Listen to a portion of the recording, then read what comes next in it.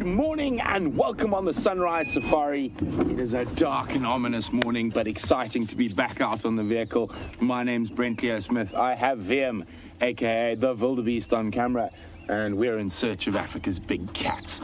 So, thank you to John and Chris Rogue, who mentioned there was a leopard, who walked down this very road in front of me, but at about 8 o'clock last night, so a good couple of hours ago. We're going to go see if we can find any tracks. With a little bit of rain we've had, it can make tracking a little bit difficult. The rain compacts the soil and it becomes very, very hard, and the animal that treads as lightly as a leopard becomes one of the hardest things to find. But that's half the fun. Also, there were lions roaring in the east before I went to bed last night, so hopefully they've managed to meander their way west onto Djuma Private Game Reserve, where we are at the moment.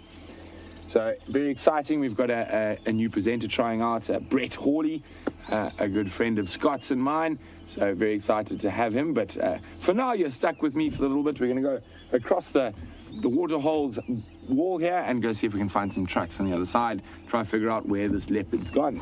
Well, John and Chris Rogue and whoever else might have seen it, can you let me know whether you think it's a male or a female? And that'll help me look for tracks.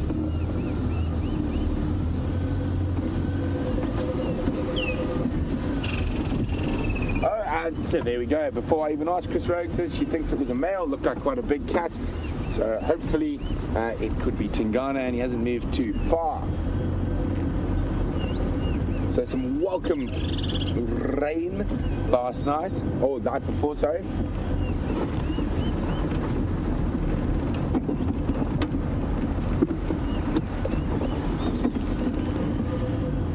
So thank you for all the concern about my well-being, and good to be back on the vehicle.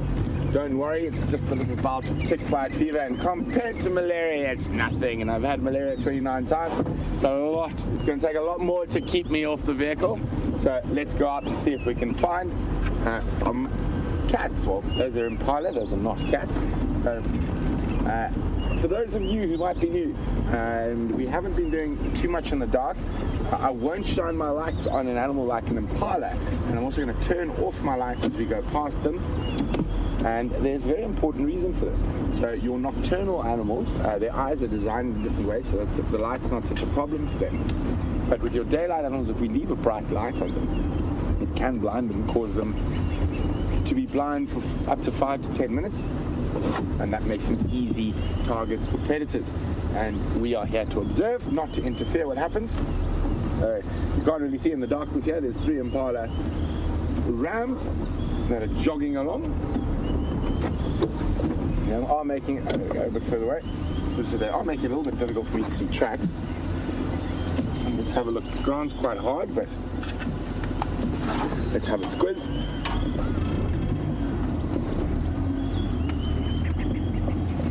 I'm always going to have to find a spot where there's a bit of soft mud. The road's very hard at the moment, and obviously in this low light, even these wonderful lights we have, it's going to be quite difficult to see a track. So this is where operating in an area on an extended period and knowing a little bit about animal behavior works. So if it was a male and his Tingana, there's about 3 routes he uses regularly. So I think we're just going to meander along the route that he would most likely use and see if we find any tracks, or even better, we find him.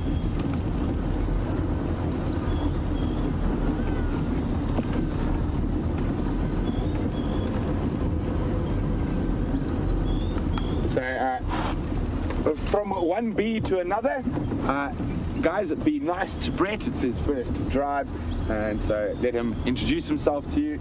So we're going to go across to Mr. Hawley, and so he can bid you a very good morning.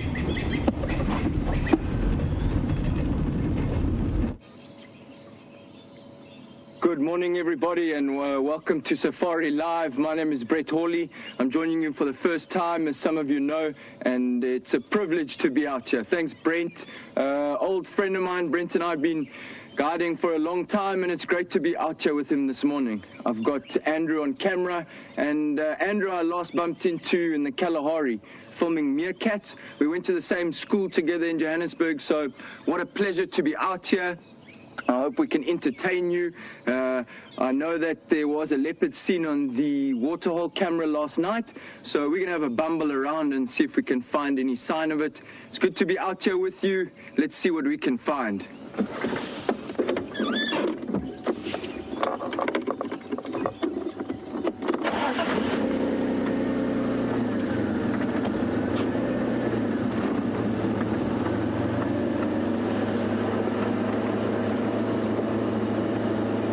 I know it is difficult for everybody.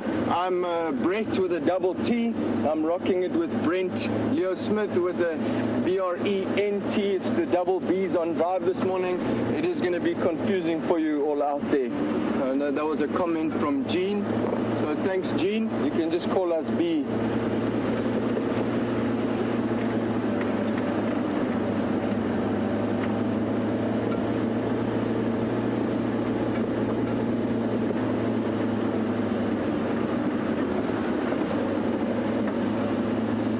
Anna Marie, and loads of you out there wishing me good luck. Thank you very much. I need it.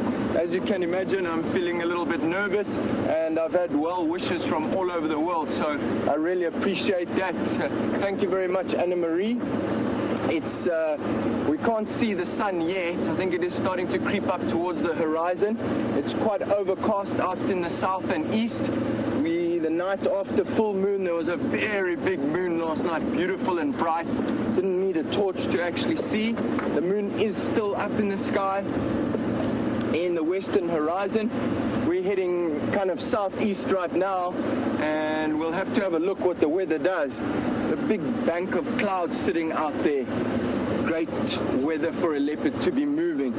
You can see there the bank of clouds. The sky changing, beautiful colors. Almost every minute it's changing color.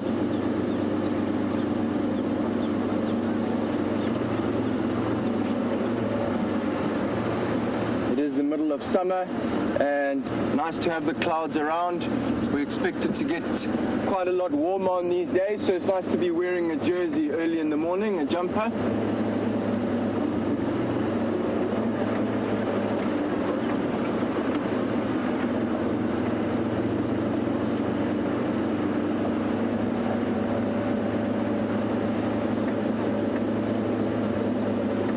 James Richards, thanks very much for your message on Twitter. You're right, the big cats do bite, and thank you for being nice to me. It's great to be entertaining you this morning. Out here in the Sabi Sands, always exciting. The best part of early morning drive is the unknown. It's my favorite thing about safari. People often ask, how do you do this every day? But it's these early mornings which really is it. You don't know what's around the next corner. When you get out of bed, you have no idea what the day holds, and that's the exciting part of this morning. You just never know.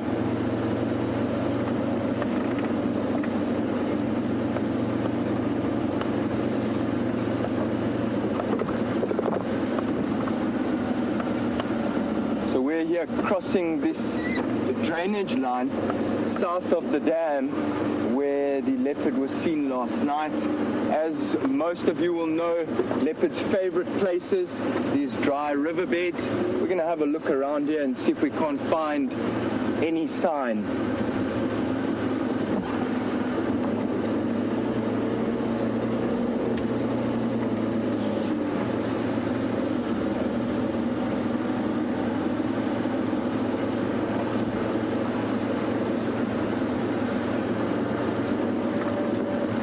Socks Cat, thank you for your kind welcome. I appreciate it.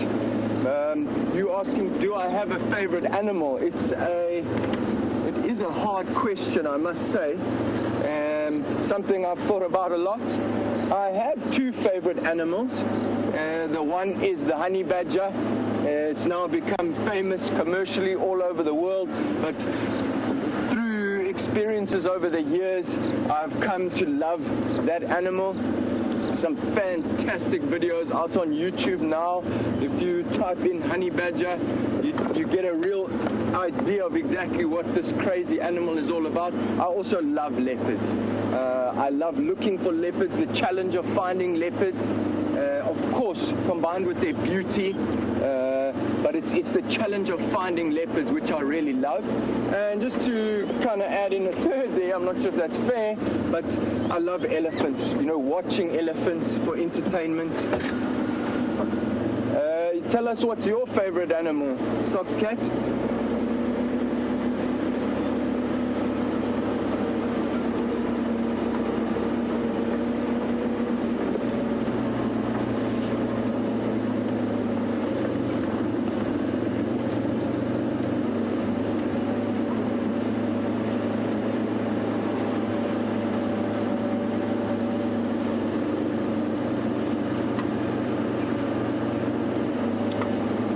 Lucy and Julia, thanks very much for sending your questions through. Keep on sending them from all over the world. I think you're both in the United States. Tell us a bit about you. So let me just introduce myself a little bit. As I said, went to school with Andrew, our cameraman, who's right behind me here in Johannesburg. And I love the bush from an early age, through my family, my parents visiting the bush, a passion for birds, nature, conservation. And my whole life I basically knew that I wanted to be a safari guide. This passion was burning inside of me. People often tell me how lucky I am that I knew what I wanted to do, and I don't really know why or how. It was just always inside of me that I knew this is what I wanted to do. Grew up in Johannesburg and then headed east in South Africa to the Lowveld. I've been guiding for the past 12 years. This is year number 13 of professionally guiding, and have the privilege to work and live all over the continent. I've been fortunate to spend time in Tanzania and in Botswana living and guiding. I've spent 5 years here in the Sabi Sands, further south of here. And I'm based now in a little town called Hoedspruit, which is about an hour and a half from Djuma, where I live with my wife. I've been very privileged to spend many years out in the field with Scott Dyson, and my very, very good friend. And that's me in a nutshell. I am passionate about the bush, quite keen on sports, and I love birds. I enjoy walking, and that is me in 10 seconds.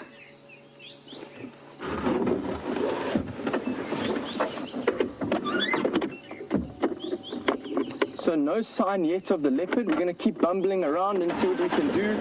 I heard some oxpeckers flying over there. I'm not sure if you did back at home, but some oxpeckers flew over, so they're waking up. The bush is starting to change from dark into light. Almost time to turn the lights off, and still great weather. With the overcast weather, things like hyenas and leopards will still be moving around, and then our diurnal animals starting to wake up. So such an exciting time of the morning. Let's see what we can find out there.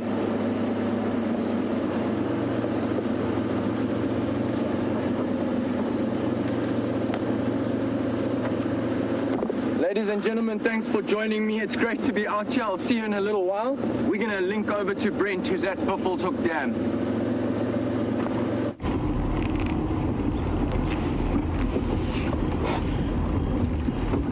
So with the road being quite compacted after the rain, we're going to think like a leopard instead of trying to track a leopard.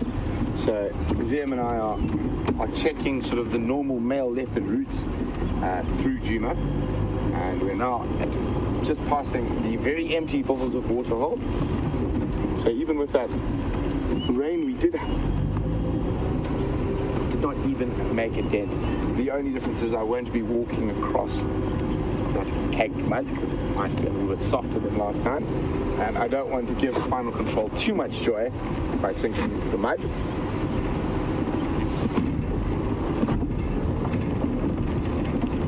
So just an update for those who are not sure, the Inkahuma Pride have made another buffalo kill, but unfortunately it's beyond our Travis area. But happy fat lions, and hopefully they'll be coming back to visit when they finish that buffalo.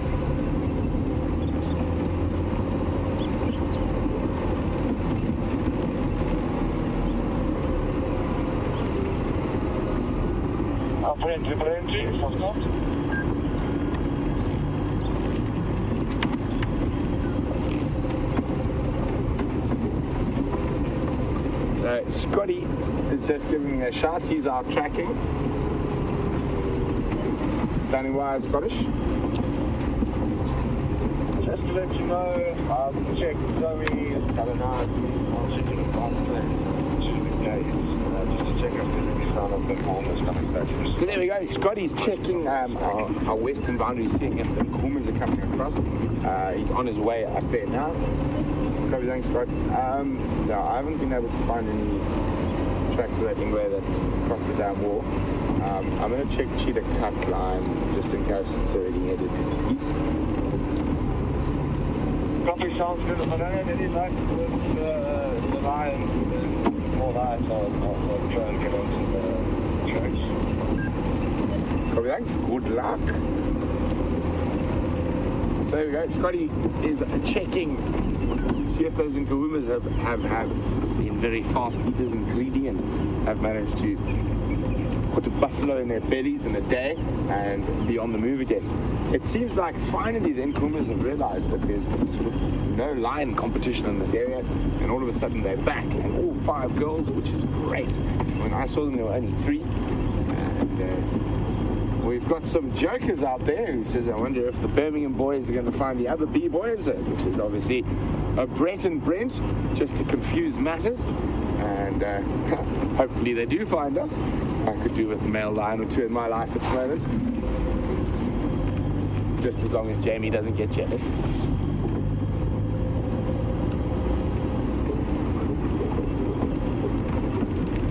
So this is actually where we saw those Nkuhumas for the first time a couple of days ago. I was actually with them, and they killed that young buffalo just up here.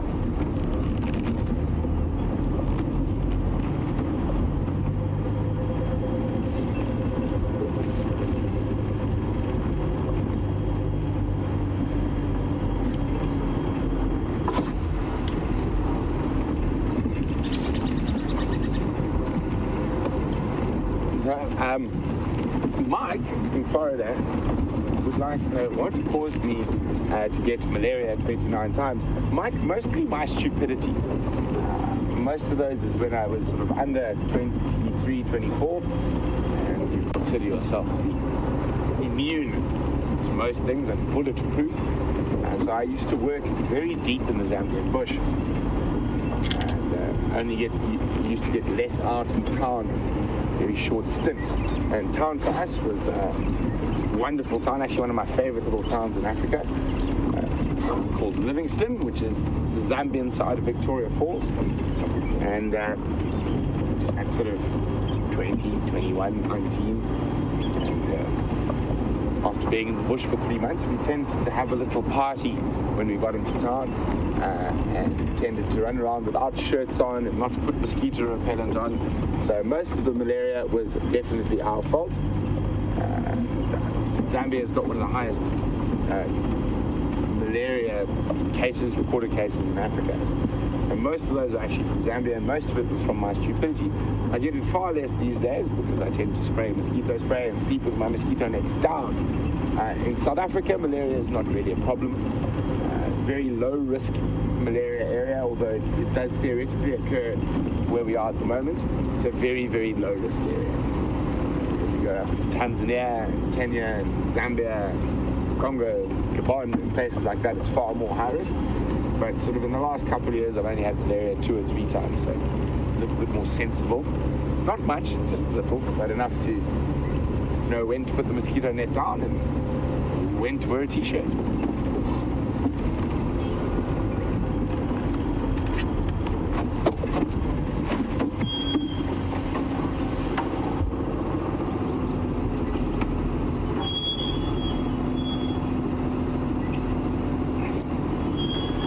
There are male leopard tracks here, and I'm not sure where that looks.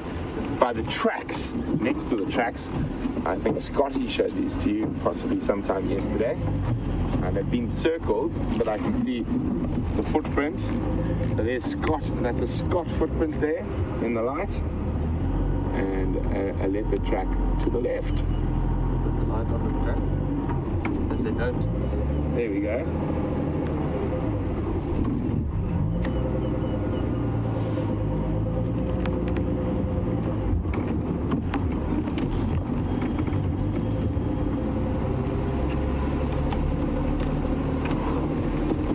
a very good morning to the twins in Colorado.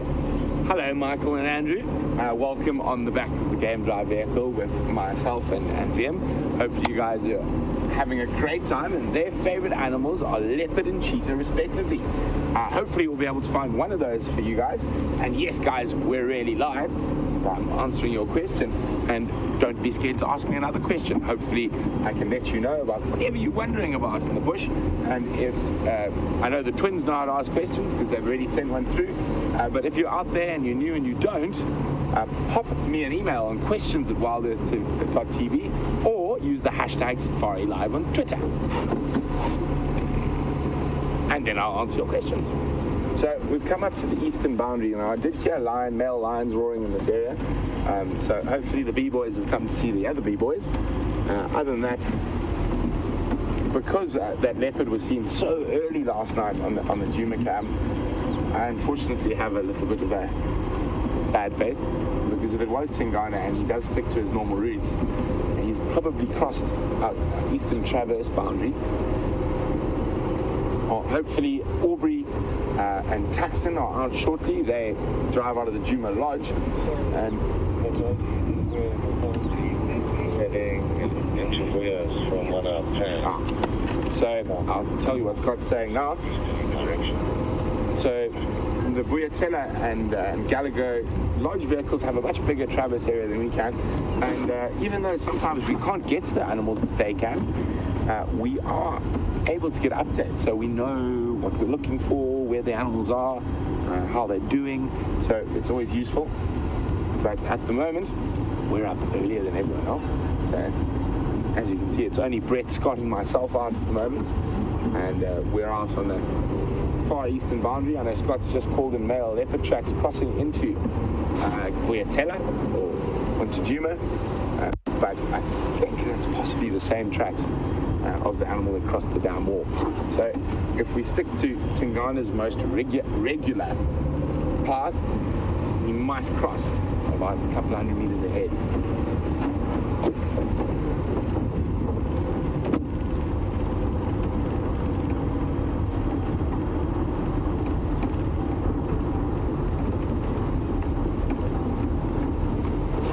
So I'm sure there's a little bit of confusion.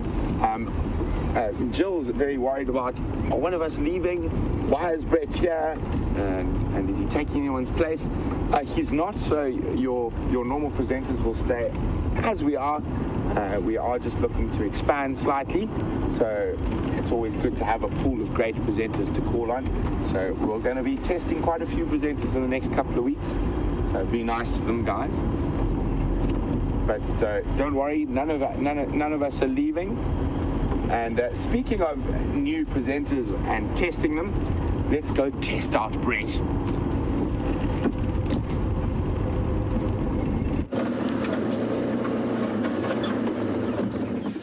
Welcome back, everybody. Andrew and I still bumbling around, having a look. It is a beautiful morning. We found no sign of that leopard, and so we're just going to continue in the area and see what we can find. But great to be out here. The dawn chorus, the birds are slowly starting to call. Well, let's just have a listen to that.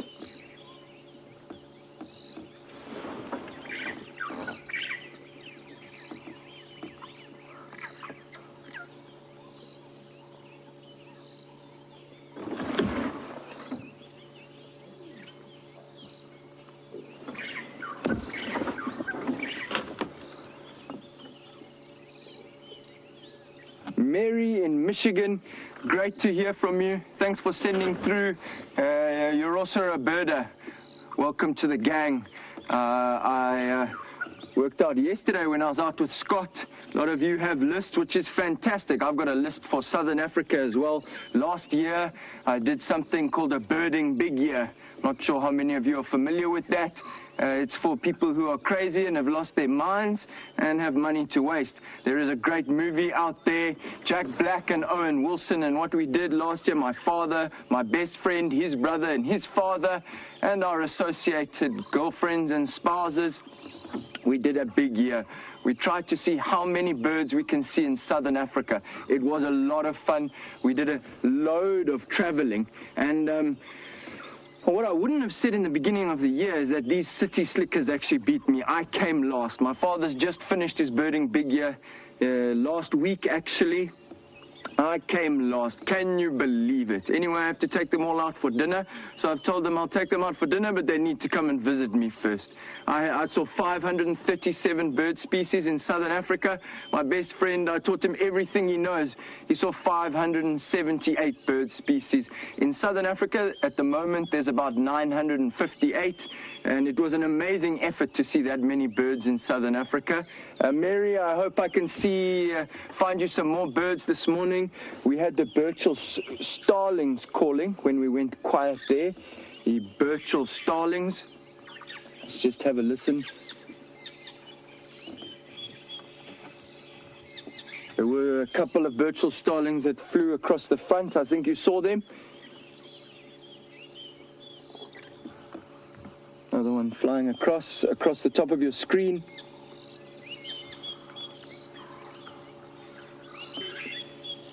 That's the Burchell starlings with the kind of squawky, screeching calls. There's a kingfisher calling in the back. Andrew's up onto the dead tree. There was a Burchell starling there. There was a starling, darlings. It's now flown off. The Burchell's starling. You just kind of slide forward. There's an oxpecker, which many of you are familiar with, sitting on the dead tree to our left here. See if Andrew can get in there. Is that okay? Yeah, good. So Andrew's going to slowly go into, red-billed oxpecker, and that could be his home, actually. The Burchell starling and the red-billed oxpecker are both hole-nesting birds, and they both use natural cavities. So unlike woodpeckers and barbets who actually excavate their own holes, these guys either use something which a woodpecker was using last season, or in that beautiful old skeleton of the forest, the dead leadwood tree, which is a great place to find these natural cavities, and that could very well be the oxpecker's nesting site and roosting site. They will sleep in there on a nightly basis. Many birds just build nests in order to breed, but these red-billed oxpeckers actually sleep in their nest every night in a natural cavity. Now the problem with the natural cavities like that is that they are very, very popular. It's not only Burchell starlings and red-billed oxpeckers who like those natural cavities, but it's also snakes, lizards, squirrels, all kinds of things who are competing for those same homes. Now, the red-billed oxpecker, as I'm sure many of you know, is the first bird that a guide should learn. The noise of it and the behavior. It's a great indicator out in the bush. He's just waking up. I think he's hoping for some sun on that branch. Still going to be a little while before the sun pops out and joins him there. Warms him up. He'll be waiting for his friends. Head off and find a rhino to eat some ticks off of. We've got a question from Sammy in Texas. Sammy, thanks very much for joining us. And you're asking, how often do we see a malachite kingfisher? Great question, and they are around. They're actually a common bird, but often overlooked. Tiny little thing. Let me find it in the book for you. Malachite, some of you know, is actually a color. The malachite kingfisher is one of the most beautiful birds we see in southern Africa, but very difficult bird to get your eyes on, actually. Tiny little thing, very shy and often flit off. As soon as you see them, they sit low over the water, so always associated with waters. Some of our kingfishers, we have, I think, 9 species in southern Africa. About half of them are actually not fish eaters, not piscivorous. Let me just find the kingfishers in the book here. And the other half do eat fish. So malachite kingfishers associated with water. and very, very similar to the pygmy kingfisher. Pygmy kingfisher's got some purple on the ear. Here I've got the book out, and you'll see in the top right is the malachite kingfisher. Such a beautiful bird. The book here saying 14 centimeters, 17 grams. Tiny little thing with the most beautiful coloration, lovely red beak, associated with waterways. They sit kind of 2-3 feet above the water. As soon as you come near them or on a canoe, they fly off. Very, very fast flyers. Difficult bird to get a picture of, and the most beautiful. We don't see them often. We see more the pygmy kingfisher in this area, though the pygmy kingfisher is a migrant, and as it says here, the pygmies are breeding intra-African migrant. This is the pygmy kingfisher over here with the violet cheeks, and that's the main difference between the two birds. They're very similar in color.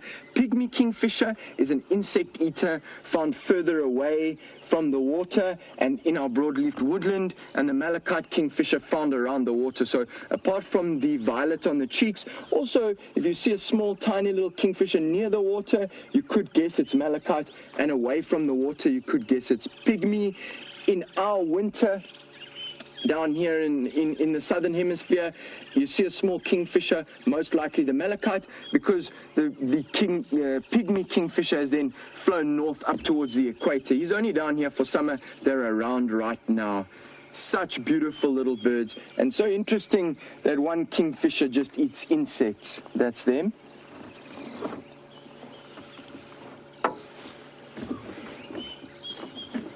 Iggy, you asking, they just feed on insects? That's right. The interesting thing, I think many of you are familiar with the woodlands kingfisher, and every day the woodlands kingfisher will bath. Now, the woodlands kingfisher is an insect eater, but it's very, very common to see them diving into the water. They're not catching fish, though, that specific one. They're just cleansing themselves, cleaning themselves, ridding themselves of parasites. Pygmy kingfisher also just eating insects. They get a lot of protein now. Of course, they have been recorded eating fish, but 98%, 97% or so of their diet is insects. That's the pygmy. But the malachite kingfisher, fantastic little hunter of fish, dive bombing, the malachite kingfisher. We're going to carry on a little bit, bumble down the road. And we're going to go over to Brent, who has found some exciting tracks. Let's see what he has. Over to you, bead man. So, we chatted about lions roaring last night, and here we got the tracks of, it looks like a single adult male lion. And unfortunately, these tracks are leaving our Travis area. But if for every single set of tracks that leaves, one must come in. So, definitely part of the Birmingham boys, so they are around, and if they've been shouting like they were last night, they could definitely move in and out quite regularly. So we're going to keep checking this. On a positive note, no sign of male leopard tracks leaving, so that's always good. So hopefully that male leopard's still somewhere on Djuma. We're going to check the rest of the boundary, and if we get nothing, I'm going to chat to Scott and ask him to check some areas for me as well. And I know you've been chatting about birds with Brett, so I know a lot of you keep lists, some of you might not yet. So I think I'm quite smart recently, and I got a new app, and it lets me keep lists.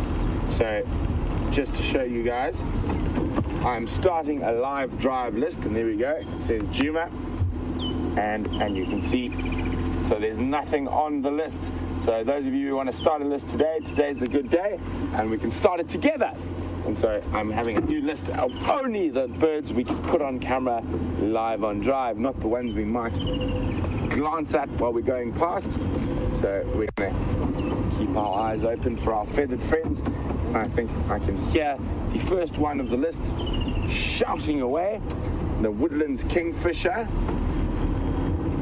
He's calling up ahead. It sounds like he could be in this big greenthorn or balanite. He's up ahead. Happy because it's been some rain. Do you spot him yet, Vildy?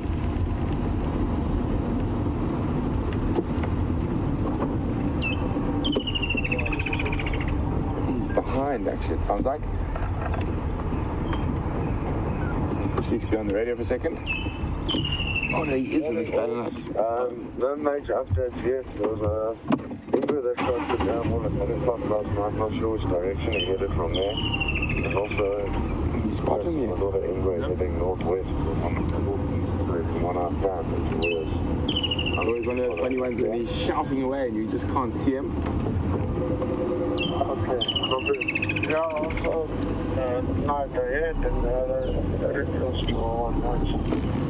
I'm not sure maybe we'll find a crystal or Anyway, we'll keep going, see if we can find another one. Find an easier one. An easier one, there we go. There are quite a few around, so get ready with those lists. And you know what?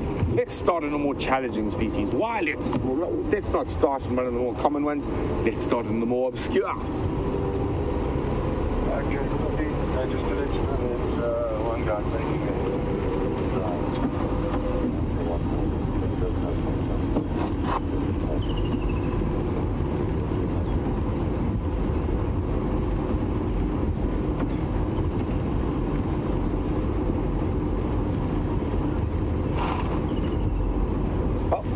Welcome back, Austin, who's 13. Nice to have you with us. Austin, I'll be back with you in a second. We got those male lion tracks that look quite fresh. You can hear a squirrel alarm calling, so let's... Very upset squirrel. I can't see any predatory birds. Just gonna be... Oh, it's very upset. Trying to spot the squirrel and we're trying to see where it's looking. You see the squirrel there, Jim? So cool. And beautiful sky behind, the clouds highly mobile. But that is a very upset squirrel. So you often hear different levels of alarm call. Now that level of alarm call means whatever it's spotted, it's close. But with a squirrel, it could be a mongoose, it could be a snake, or it could be a big male lion. You never know. That's why it's always worth checking. I'm just going to let Aubrey know about those lion tracks. Aubrey.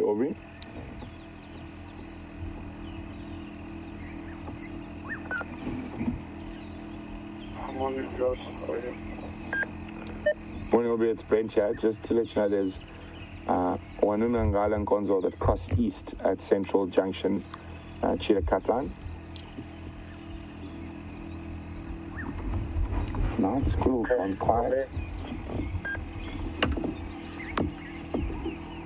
Let's just sneak on a bit, and while we do that, we're going to answer Austin's question. So Austin's wondering about male lion coalitions or prides, and Austin's saying, well, are there others apart from the Birminghams that we see? So at the moment, Austin, no. There is a possibility we might see the Salati males from time to time, but what happens with male lions is they can control such a vast area. You can have a group of male lions, like the Birmingham boys, for example, are able to control such a vast area. They can have 4 or 5 different prides of females within that area. So for now, with the Birminghams taking over, it's unlikely we're going to see other groups of male lions. But again, that can change in a heartbeat. That's the joy and heartbreak often of the African bush.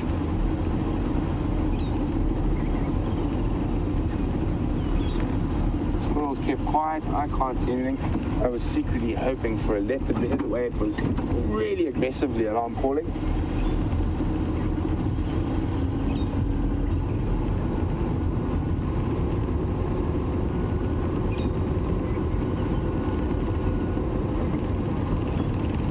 Beautiful fresh morning after the rain. The dust's down. It's very clear, crisp morning.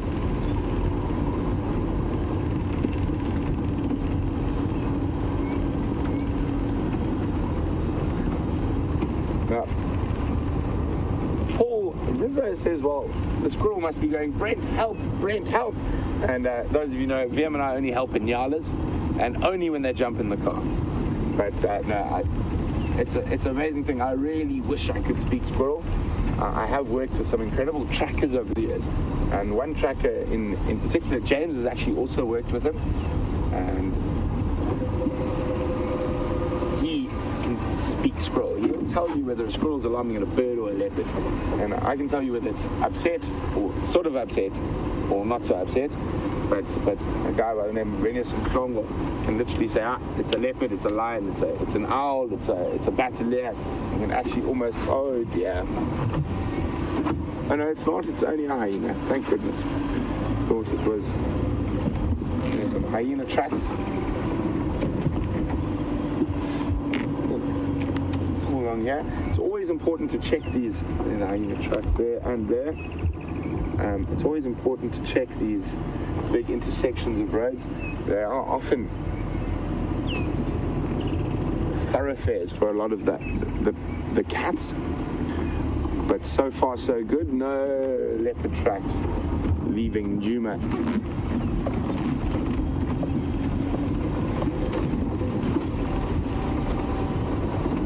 Saying it's such a beautiful crisp morning.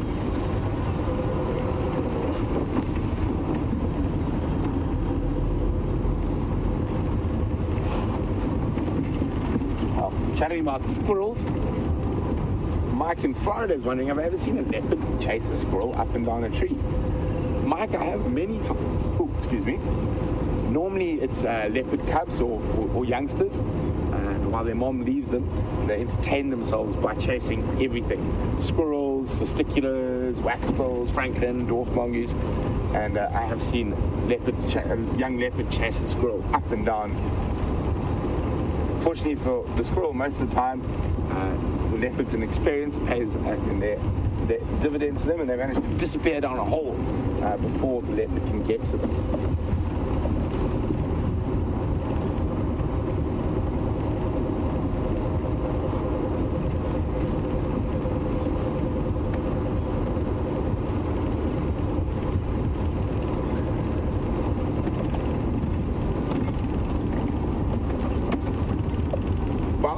A big thank you to Debbie, who's from Nashville, Tennessee.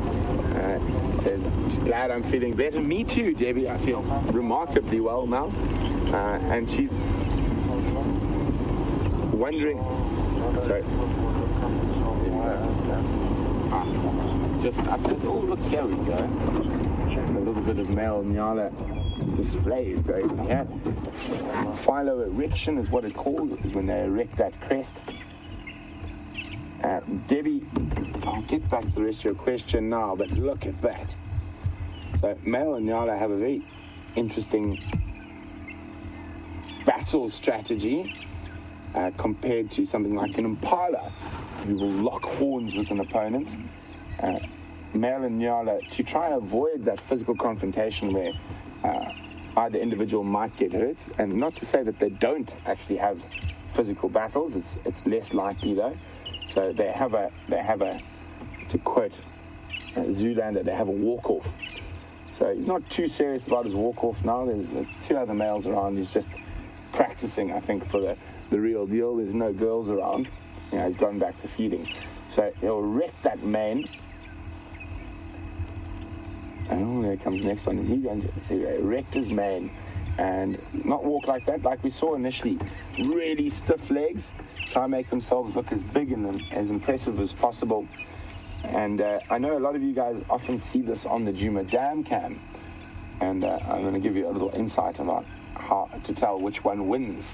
So when you see them doing that, if there's two of them and they're erect, the one who's winning the walk-off, or the I'm prettier than you are competition, is the one whose tail is extended up, showing the big white. So that's the more dominant normally. And oh, look, there we go. See, there's a bit of dominance display going there.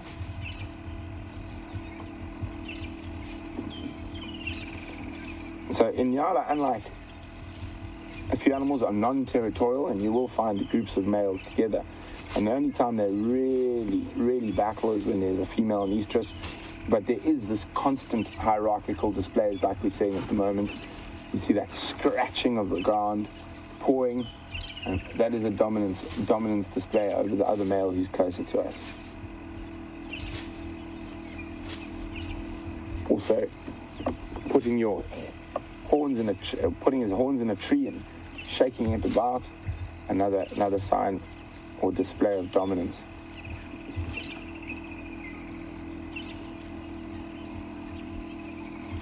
There we go. Nearly did it. I was hoping he was going to do that. Drop his horns into that little bush as well. And he's a very big male. And you can see he's got beautiful big horns. And you see the sort of almost white tips to the horns there. It's a sign of age. And obviously the older and bigger the male, the longer the white is in the horns. And for those viewers who might be a little bit new, occasionally people have been known to do the Nyala dance. And if you'd like to see what James and I look like while we're doing the Nyala dance, I'm sure you can find it on YouTube. But on that, a lot of you are wondering where James is. James is taking a well-deserved break. He's been on holiday. That's why you haven't seen him on drive. Don't worry, he is coming back. Unfortunately for me, but he is coming back. And he'll be back in a couple of days, actually, probably about a week or so, and James will be back on the drives with the rest of us, and he can continue to torture me, and I can continue to torture him.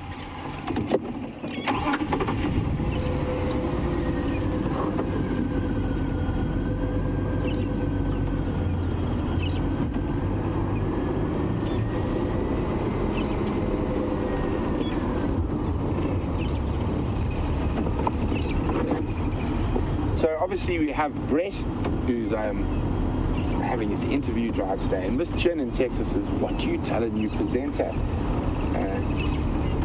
to help him get ready? Well, basically just, I think, be yourself, and a lot of things that took a lot of us a lot of time to get to, as you see, we've got this little, if you come down here, we've got a little monitor here that has a look what the camera's looking at. And if you're not used to it, so it's very important. It's probably one of the most important things to learn as a presenter is watch your monitor.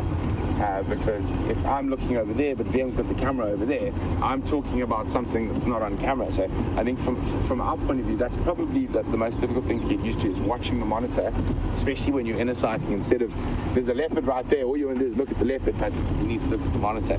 So we can explain what's going on camera. I think that's probably, for me, the biggest point. Other than that, I think the type of guys we get here, and the type of guys that are coming on interview are great guides and great guys. So just be themselves. Don't try to be anything you're not, and watch your monitor. Speaking of great guys and great guides and watching the monitor, let's go across to Mr. Hawley so he can give you an update. Welcome back, folks. Andrew and myself, we've spotted a lion track here this morning. I hope that you can all see it. Right in your screen is the paw print of a lion here going down the road. So I've just had a look about the last 5 minutes trying to work out how fresh is it, how many lions are there. I'm sure many of you at home now are wondering, how do you know how fresh a track is? Now, the interesting thing this morning is that we know it rained the night before last. So what happens the night before last is that everything gets wiped away a clean sheet. Any tracks that we see on the roads this morning and yesterday, we know are from pretty recent because of that rain. So what also happens after the rain, though, you think it's very easy, but the sun comes out yesterday and it bakes the ground.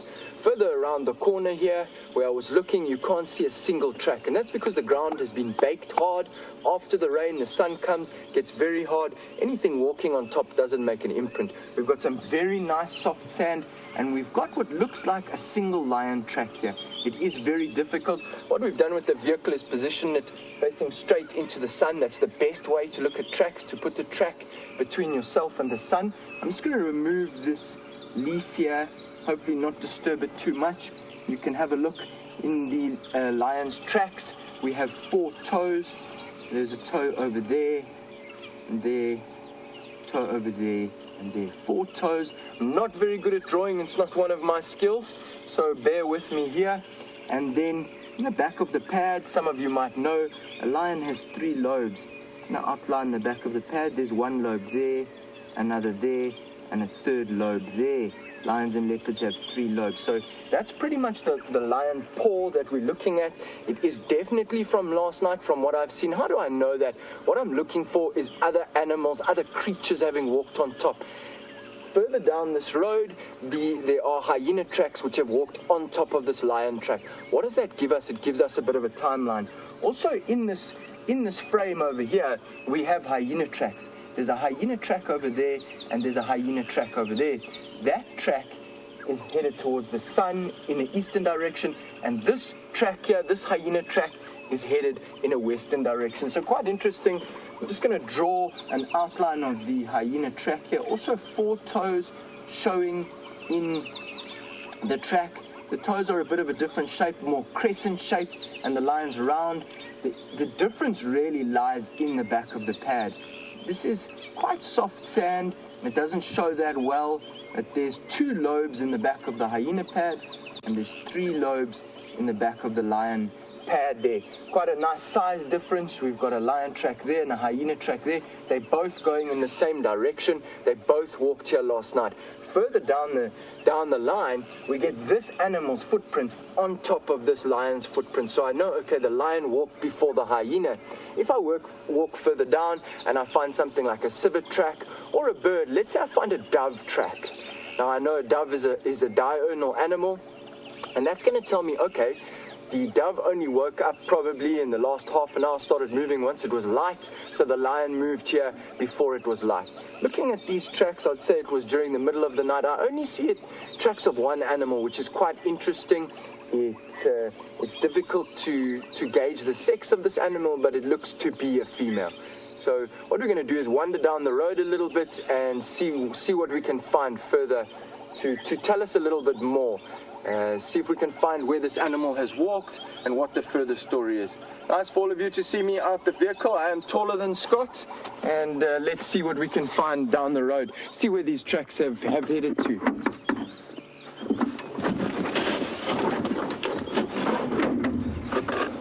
So I'm sure many of you are wondering now, why would a lion be walking alone, a lioness?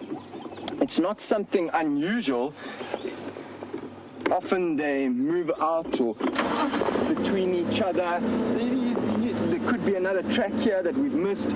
There could be another female lioness walking somewhere parallel with this one. So let's just move down the road and see what we can find. If there is further sign, as you look down the road while I was talking, I'm not sure if you saw, there's a lot of hyena tracks, a load of hyena tracks. Of course, there's a lot of hyena activity in the area with the den sites, but a lot of activity. Maybe the lion and the hyenas have all smelt something.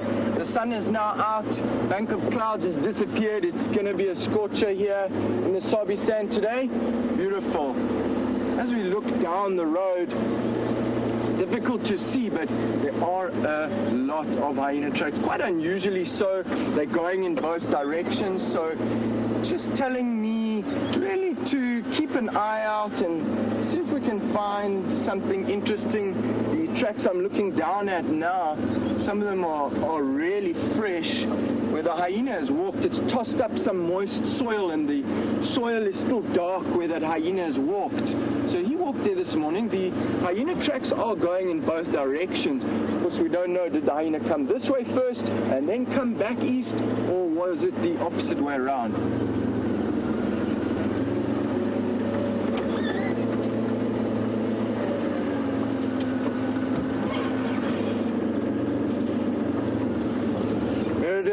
You like that little comment. Although I'm taller than Scott, he can do a couple more push-ups than me, but only a couple more.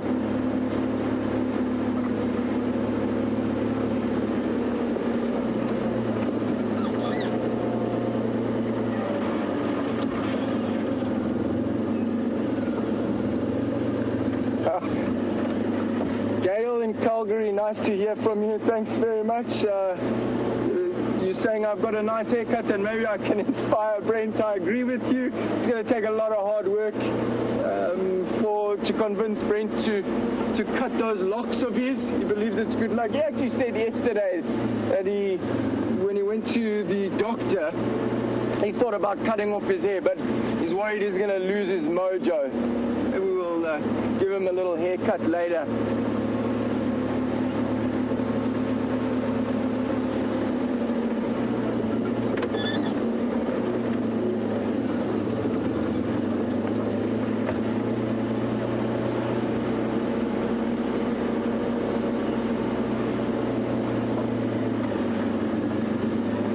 Hi, Joyce in Pennsylvania. Thanks for checking in. Thanks for sending through your question. Just an update. This one set of lion tracks is still headed along this road straight towards the sun. Joyce, you're asking, how do I know Brent and Scott? Well, it's a very small industry. We always say it's a small world, but I'd hate to paint it. Brent and we were talking about it last night. We met probably about 6-7 years ago. I went to a new lodge for an interview. Brent was there, and Brent took me out. I don't want to lose concentration here at this junction, so we'll just stop, and then I want to have a look at those lion tracks. And Brent took me out, and he had those locks of his. They look just like they are. I actually bought him some scissors yesterday, so maybe we'll cut it. And he took me out for an orientation drive. It didn't take me 30 seconds after I met him to know this is the kind of guy I want to be with in the bush. I'll never forget, he got out, we drove along the Mozambique border of Kruger Park, got out and followed a hyena drag mark. And that was the first few minutes that I met Brent. We followed where a hyena had dragged an impala for about 3 kilometers through the bush in the Kruger National Park. So ever since then, it didn't take me long to know this is a guy passionate about the bush who I can hang out with. So ever since then, Brent and we live in the same small town. It's hard to miss Brent in the shops there, and we hang out a lot. We have the same interests and likes.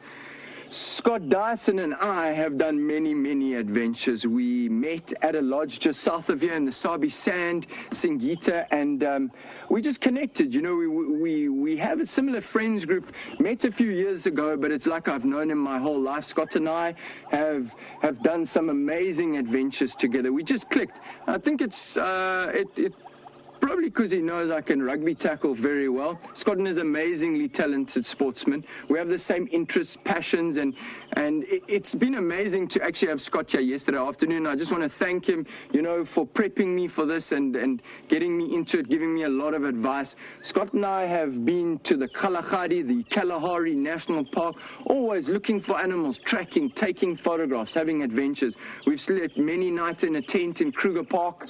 We've been down to Natal. We've done loads of fishing together, and I just like to say thanks to Nikki for guiding Scott in the right direction. So I'm just going to jump out here and have a look at these lion tracks and see where they've gone. And looking forward to many adventures with Scott, actually. We're talking last night on his next leave cycle. I'm going to, much to Nikki's delight, we're going to go find a place to sleep in a tent somewhere.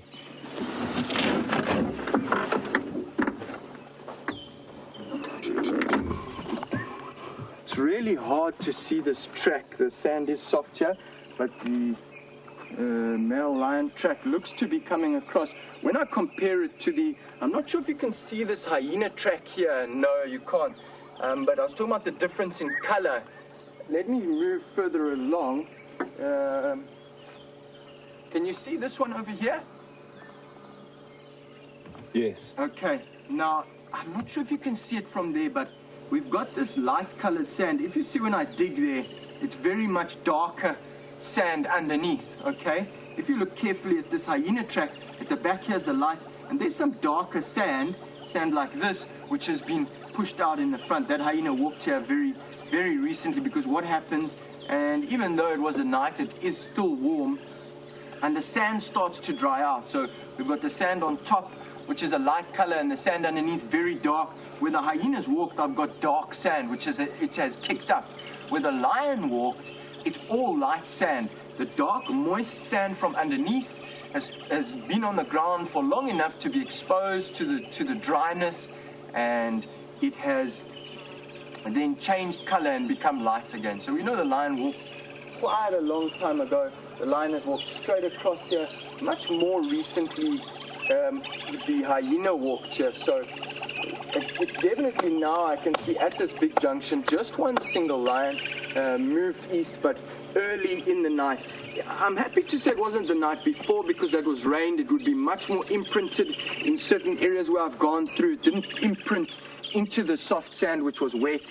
So it walked here last night, but early last night. We all know lions can move a very, very long way. He could be far away, but let's keep on keep on bumbling around and following these tracks and see what we can find. I just want to check with Andrew that I'm not going to drive into the wrong place, not being that familiar with the cut lines. You are going to drive in the wrong place. Okay, perfect. So it looks like this lion has gone east onto a neighboring property. We'll just update them and let them know. Come through Juma last night. As I said, I'm guessing it was a single lioness. Of course, I could be wrong. And off she goes, possibly to join the Nkahuma Pride, or could even be a nomadic animal. That's the beauty of being in an open system like this. You just don't know. As I said earlier this morning, you don't know what's around the next corner. And although many of you are very, very familiar with the lions and leopards around here, you just don't know. A nomadic lion could pop up, could move through this area last night. A cheetah could pop up. That's the excitement and the beauty of being part of the Greater Kruger National Park. So off the lions go east. Nice to see the lion tracks, and let's bumble on.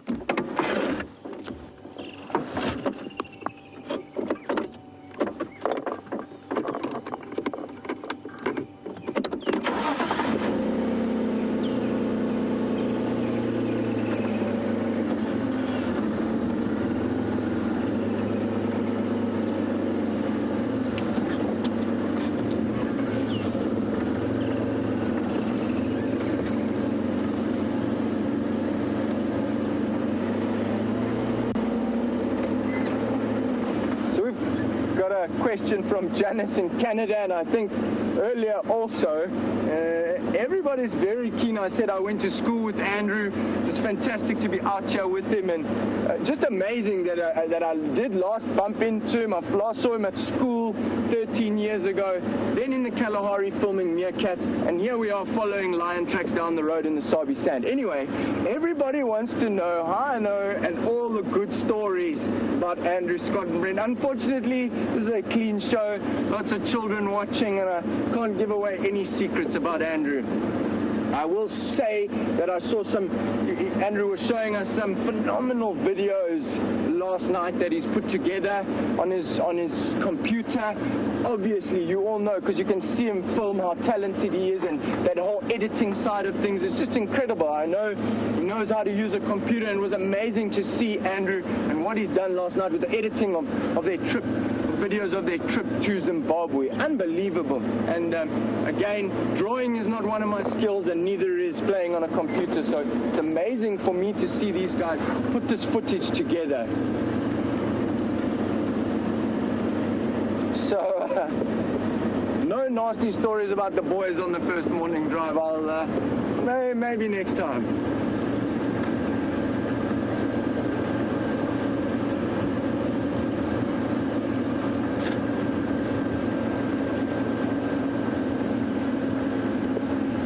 Question from Kathy. She's asking, how odd does it feel to be presenting in front of a camera? And it is odd. I know, even having talked to Scott last year, I'm used to driving around a vehicle with a whole lot of guests on the back, so I was certainly worried about, how do you do it, and the quiet times and that, but it's been fantastic, and getting questions from all over the world, from all of you, is way better. It's basically like having 1,000 people on your game drive rather than 6, so it is something to get used to. I hope I'm looking at the camera nicely. I'm lucky to have a nice message from Scott above the lens, and Andrew behind the camera, and Nikki in my ear.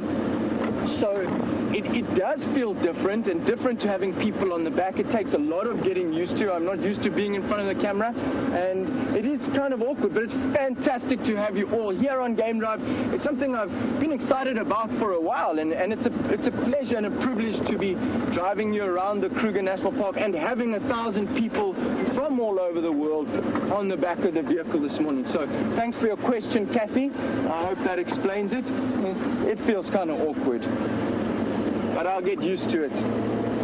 Okay, the sun is now out. Woodlands kingfishers are calling.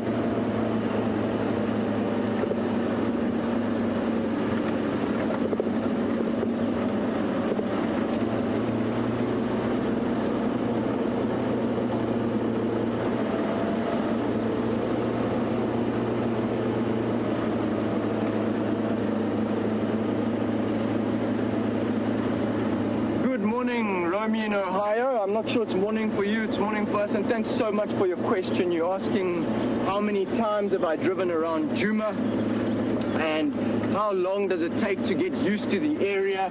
I'll say one thing, there's nothing, nobody is ever lost, just temporarily disorientated. I have not driven around here many times, but as I mentioned earlier, I have been guiding for 13 years, a lot of it in this low-felt area of South Africa. And how that helps is that I'm very familiar with the habitat and the vegetation. So as we drive around and learn a new area, we use natural landmarks. People often say, oh, but there's no signboards around.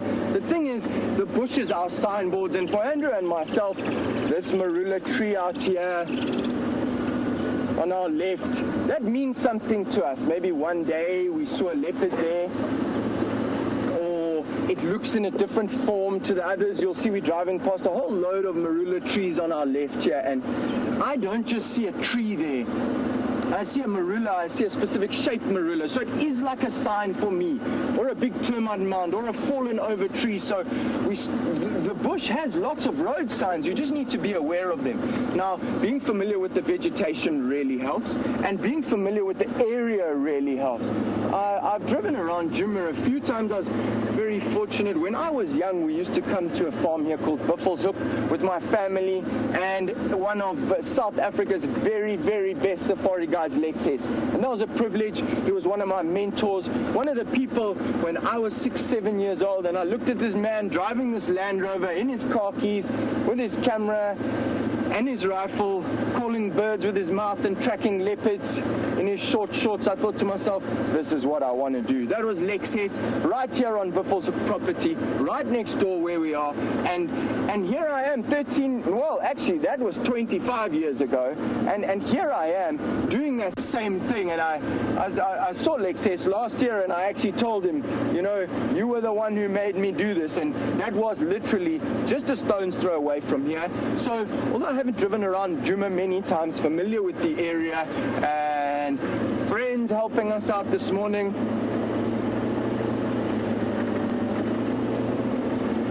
So, some of you know Lex Hess, and a mentor of mine, someone who influenced my guiding career, and I know a lot of you are very familiar with the roads and the area, so feel free if you see that I'm driving into the wrong place or I'm lost, let us know, please. Or give us a little suggestion, let us know where to go or area you'd like to check out this morning. I need you to help me with the directions. Let's go over to Brent and have a look what he's up to.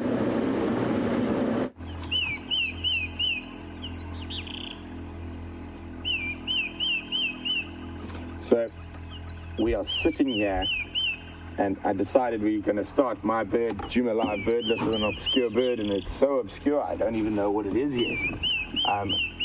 Initially I thought it was a pipit. I might think it's a lark now, but what we're looking at, they're very distinct eyebrows. It's light on top of the eye and on the back of the eye, and because the sun is behind it, it's very difficult, but to me the legs look pinkish. And it's not the most common lark we get here, which is the rufous-naped lark. So I am busy trying to find the call that matches it. That's not it. Oh dear, this is a really obscure one to start with.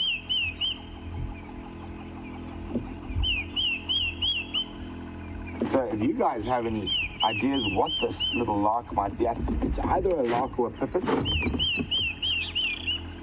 It's a very pretty call. I'm thinking it's more of a pipit than a lark would be my guess, but taller. It's very difficult to see some of the legs in these birds is a really important sort of distinguishing factor, whether it's got dark legs or pink legs.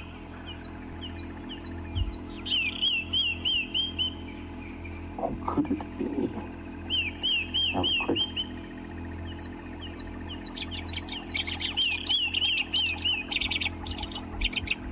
This is a So I'm listening to this now, trying to...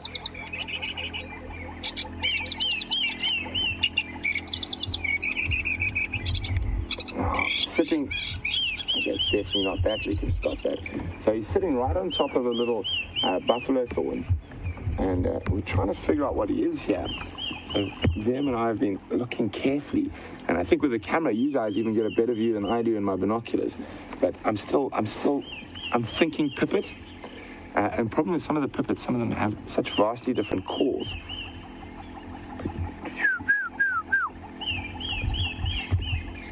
Almost maybe a monotonous lark. Maybe my larks are a little bit rusty, so let's try a monotonous lark. Because you think about it, is that call a little bit monotonous? A little bit. It repeats himself quite a bit. That doesn't sound anything like this, does it? So there's often different type of calls. So this is the call from the aerial display. This is not what we want. So just now there'll be the call from perched, and that's what we want.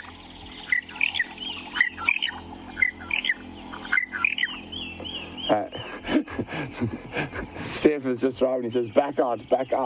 So, Steph, you can hear that audio in final control. What do you think it is?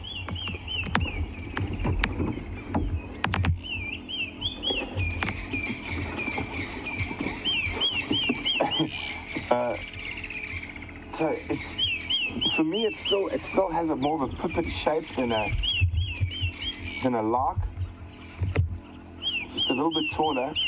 It's such a distinct call. I can't. So Ian Sherwin says African pipit. Ian, I looked at an African pipit, and we'll have another look at it now. But the call for me for an African pipit is, I mean, if we could just see the leg color, and I'm thinking it's pinkish yellow. So African pipit is actually what I went to first. It does have the streaky breast, and it does have that sort of white moustache. Now we're trying to look. If we look at the tail and the outer tail feathers. Again, this light makes it quite difficult. So we're trying to see for an African pipit. Oh, and he's gone. So an African pipit has white outer tail feathers, and I didn't see that, which worries me. You see there, it's got those white outer tail feathers, and I didn't see that. Melissa says Sabota lark. Melissa, I know the Sabota lark quite well. I don't think it's a Sabota lark. And let's just try to listen to the... See, the call for me is wrong.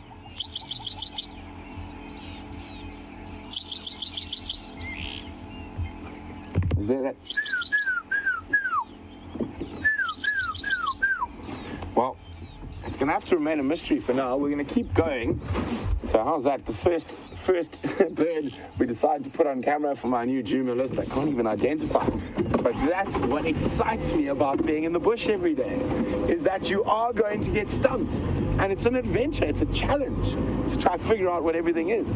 And if you knew everything and everything was the same every day, it would get boring. So, exciting stuff. I will try to figure out what it is.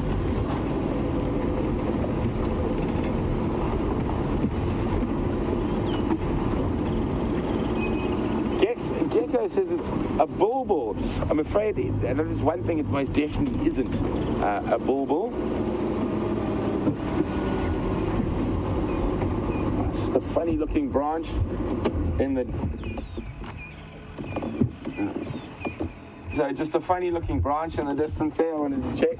But yeah, X-Ranger said at least it's not flying away. It didn't. It gave us a really fantastic view, so it does give us a chance to identify it. The one thing we can be definitely certain, and I know some of the birders and twitchers out there will love that type of stuff. It is definitely an LBJ, a little brown job.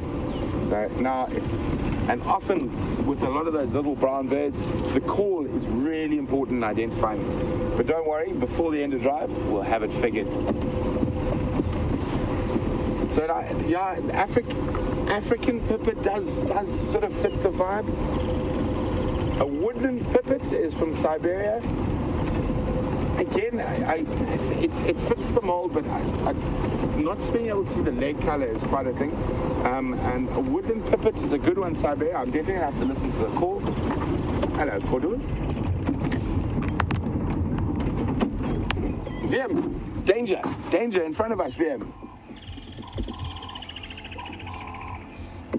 So there we go. We've got a female Inyala.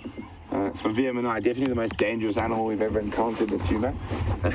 And there's also some kudu here. I'm just going to roll forward a bit. So we've got two of the spiral horned antelope in the same area.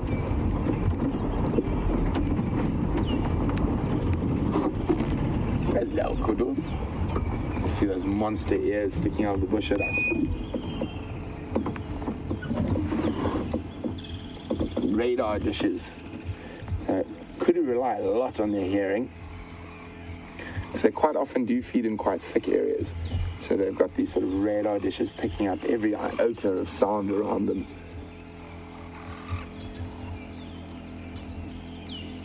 There's a little boy off to the left. His horns coming out. So all your spiral-horned antelope, your bushbuck, kudu, inyala, and are non-territorial. So you'll often find groups of males together, and the only time they really come to blows is when there's a female in estrus.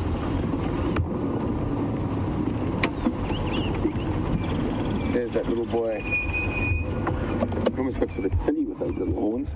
If you think about how magnificent and large, roll forward a bit for you. There we go. How magnificent the big male's horns are.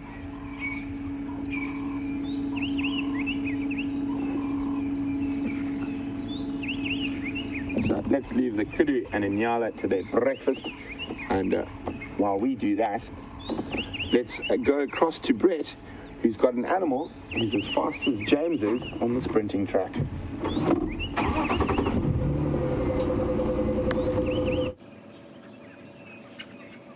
And welcome back. I know you've just been with the kudu, and as Brent says, this is one of the faster creatures in the African bush.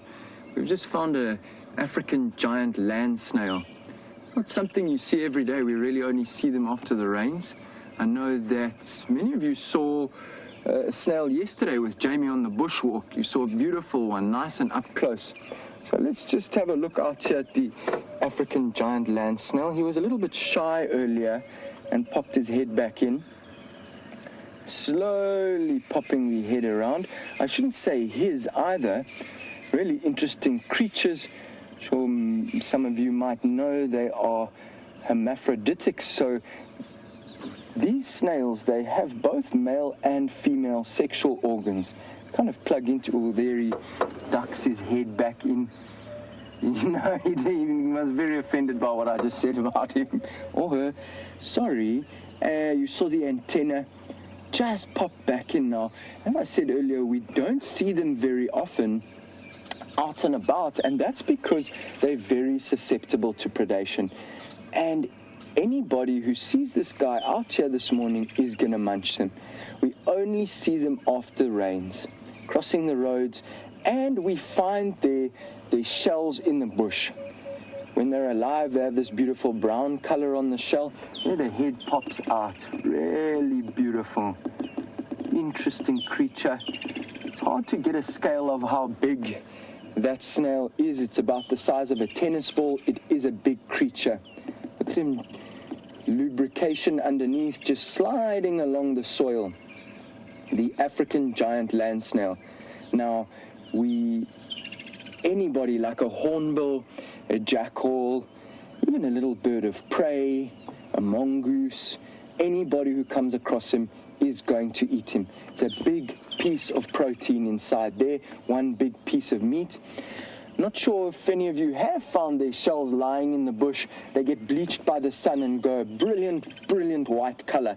Very easy to see often as we walk through the bush. You see something white and you go over and investigate, and it's one of these old dry shells. There he sticks his head up, having a look around the world. Now, humans also eat them, not in South Africa. Many of the guys I've worked with, local Xitsonga people around here, they don't eat them. But people in Mozambique do. These snails can be very toxic, and that is because of all the plants that they eat. They eat a lot of toxic plants. So what the people there do is they'll find the snail, then they take it back to their home alive, and they actually let it feed on plants around their home, which they know, or they feed it on grass, which they know are not toxic. Those toxins then slowly work their way out the snail's body over a period of a few days or a week of the plants that they've eaten before that, and then they eat it afterwards. They boil it up. It's a big piece of meat inside there. The African giant land snail, escargot for a main meal. And it's an interesting creature to see because we only see them so often. You can see the wet trail now left behind by it.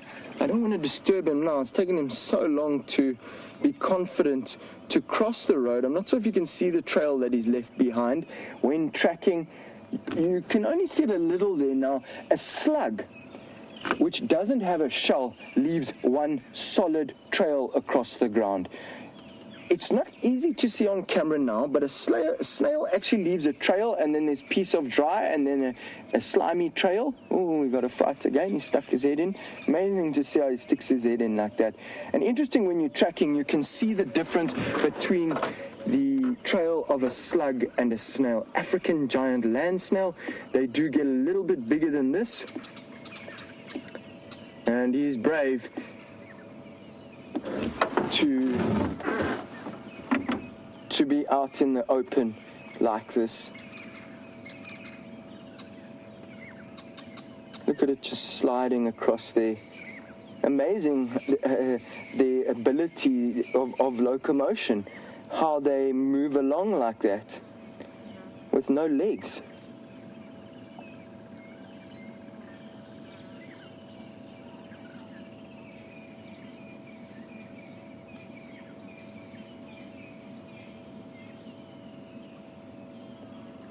We've got a question from Wayne in Philadelphia. He's saying, have you ever come across a zombie snail? It's a snail infected with a parasite. Now, Wayne, thanks for your question.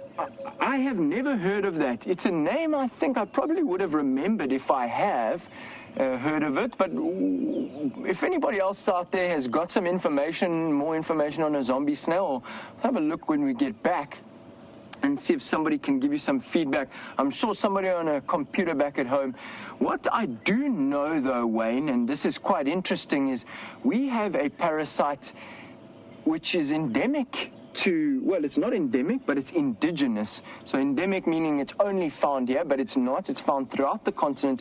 We have a parasite called bilharzia or schistosomiosis. And I unfortunately contracted that parasite about 8 or 10 years ago. What I do know about that parasite is in its form, it lives in fresh water and it bores into the shell of snails. I do not know whether those snails are called zombie snails here in South Africa, but it's going to be really interesting to know, and I want to know for myself. I've done a lot of research on bilharzia because I unfortunately contracted that parasite some years back. Some of you might be going, oh, now bilharzia is a well-known parasite. It lives in stagnant water, which is generally quite dirty from human impact. Unfortunately, in South Africa, many of our rivers under massive threat from human impact, mostly mines and pesticides and that, but the snails is more from people not having access to sanitation and going to the toilet close to river systems, and that parasite is then moved on. They live in fresh, stagnant water. As I said earlier, I do a lot of fishing, a lot of swimming in rivers and dams.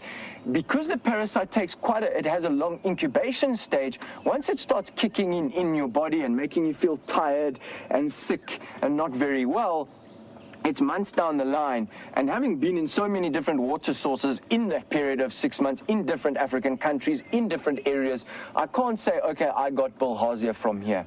But going back to your question, Wayne, I do know of the bilharzia parasite. I do know that snails are a host of that parasite, as are humans. They get into you through wounds, open wounds. Could have had a little cut or a sore on my leg which it entered through. There's two main different parasites, two main different types of bilharzia, A and B they call it. I have both of those within my body. The parasites build up. You take a medication called biltricide. It's very, very strong, kicks it down, and then every few years I can feel it building up, have a blood test and check what those parasite levels are in my body.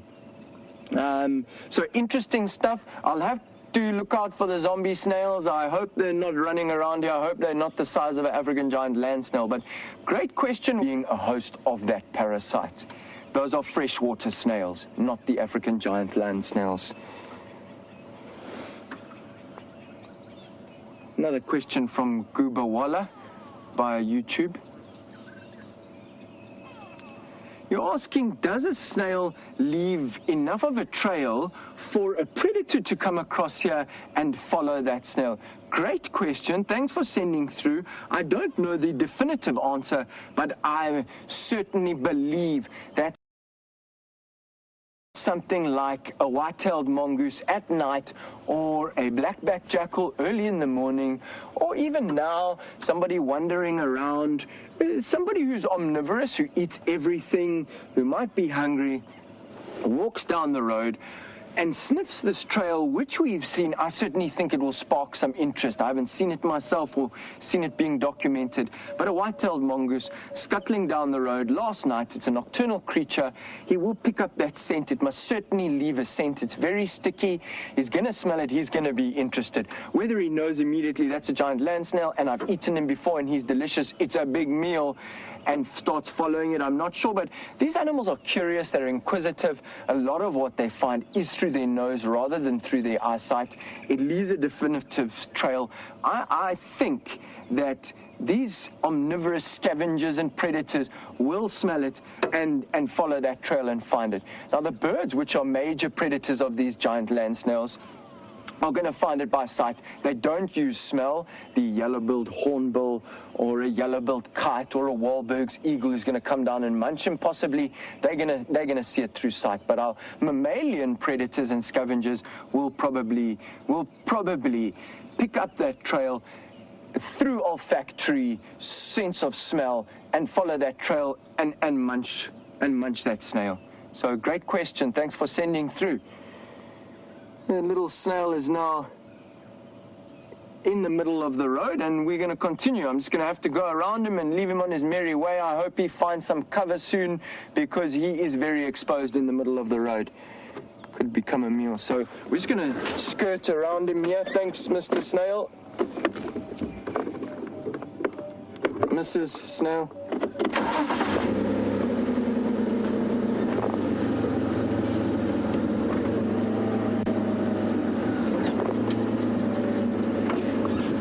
And we're going to link back to Brent and his luscious locks this morning, and he's got another bird for you. Hope he can identify it. So there we go. A nice bird that we can definitely confirm for the bird list, and it is a juvenile battalier.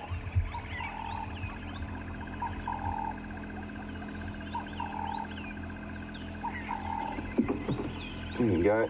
And it takes them about 8 years to get their adult coloration, and the tails get shorter as well. Oh, morning ablutions. So well spotted there, Wium, who spotted the juvenile battalier. And there we go. That's my first official. I'm still figuring out. There we go. My first official bird on the Juma live bird list, and we go choose list, Djuma Place, Sabi Sands, the 27th of the 1st, 2016. Save. There we go. By the way, with that lark,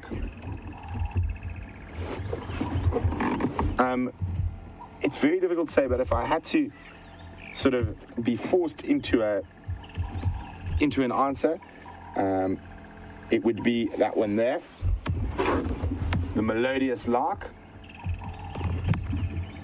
I don't need to move the screen. Is that good, Willie? There we go. Melodious lark. Remember, we saw that very prominent eyebrow and white under the eye, and also it had quite a short tail, even though we couldn't see the white outer primaries. And the main reason I say that, because that call is quite unusual. It does sound almost more like a scrub robin or whatnot, and melodious lark is a great mimic. So it could be mimicking another bird. I'm not going to mark that down because I'm not 100% sure. I'm going to have to go check your screenshots when I get home and have a proper look and see if we can figure it out from there. And hopefully before the end of today and on the Sunset Safari, we can add that for sure.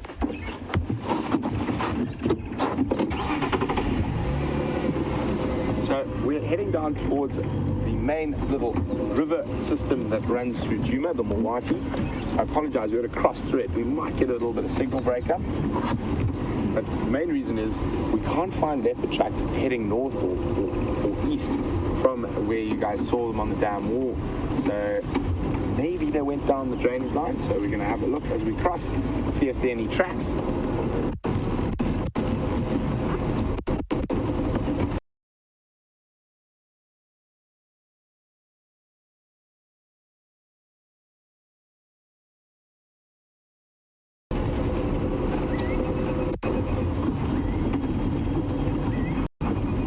Going to cross the drainage system quickly.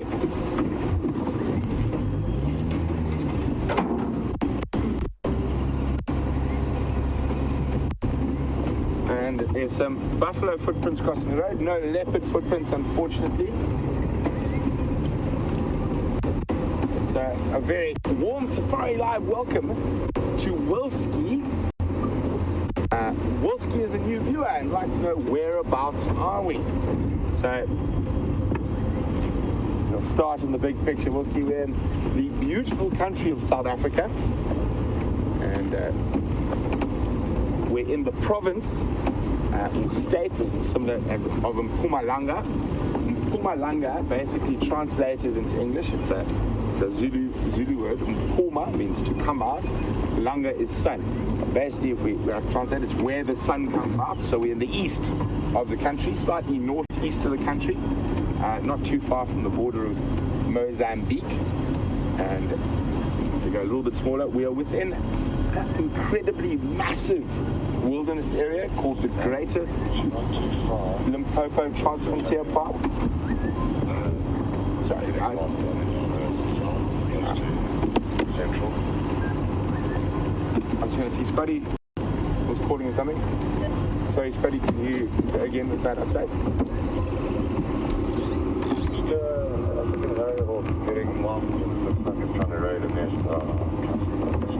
Okay, another one for the bird list. Another one of our more common species, but a really beautiful little bird, and you can see those little green spots. And it is an emerald spotted wood dove, and off it goes. I must add that to the list. So, Wilski, sorry, back to, so I said as we are, we're in this massive area called the Greater Limpopo Transfrontier Park. It is a transfrontier park that covers 3 different countries. So it's South Africa, Mozambique and Zimbabwe, Gonarezo National Park in Zimbabwe, the Limpopo Park in Mozambique, and the Kruger National Park in South Africa. But on the western side of the Kruger National Park, on the southern side, there's no fence between the state land and the privately owned land. We're on the privately owned land. We come down again, we're in the Sabi Sands Game Reserve. And if we go a little bit smaller again, we're in the northern Sabi Sands, and we operate on 2 properties called Djuma Private Game Reserve and Arathusa Private Game Reserve.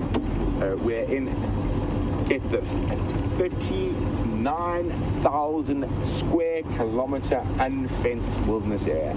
There's a fence along the west between the people and the animals, but there's to the east and to the north 39,000 square kilometers. For those who work in hectares, that is 3.9 million hectares. And I know a lot of our viewers in North America work in that antiquated system of acres, and my maths is horrific. So if you can work out for me what is 3.9 million hectares, and send it to me on questions@wildearth.tv, or use the hashtag Safari Live. There is a monster kudu bull. So we saw a little boy with his horns just budding out, and isn't it incredible that in a few years he could be as big as these guys. There's a couple of bulls here, you know, having a drink out of the mud wallow that has been filled with the welcome rain.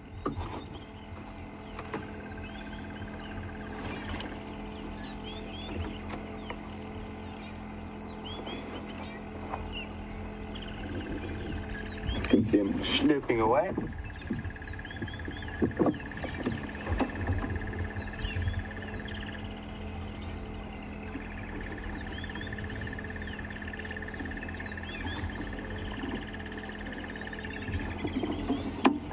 Oh, look at that water dripping out of his mouth. And James54 on YouTube says, what is it like to work in such a beautiful place? Well, James, it is absolutely fantastic. We are really, really lucky. Oh, he's got an itchy head. He's got his tooth right on top of his head there. And isn't this incredible? You're watching this live with me. So you joining me on an African safari, wherever you might be in the world, and watching this big kudu bull live. And look, he's even listening to what I'm saying, picking his ears up, facing them towards me, shaking off the flies. And you can see him. Isn't that beautiful? And you can see one of my favorite things about kudu is that white chevron across their nose.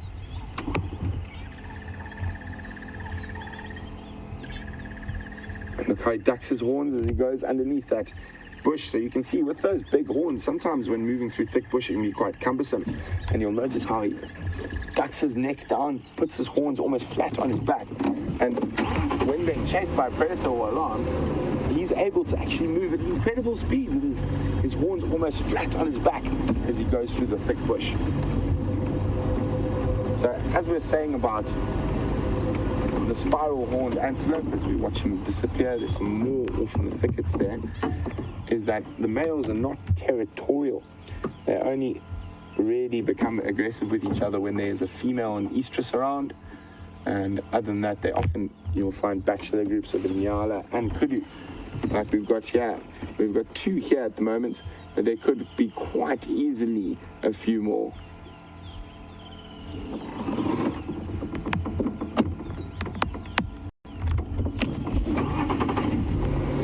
So, James54, it's our pleasure. He's just letting us know that he's in the UK. James, as fun as the UK is to visit, I don't envy you. For me, there's not enough of that, which is blue sky. We've got lots of that out here in Africa, I'm afraid. I think I would probably waste away from vitamin D deficiency if I had to live in the UK. Very much a warm weather and a sun baby. And James, I know you're quite new. I'm literally completely allergic to the cold. And the last time I was in the UK, it was during your summer.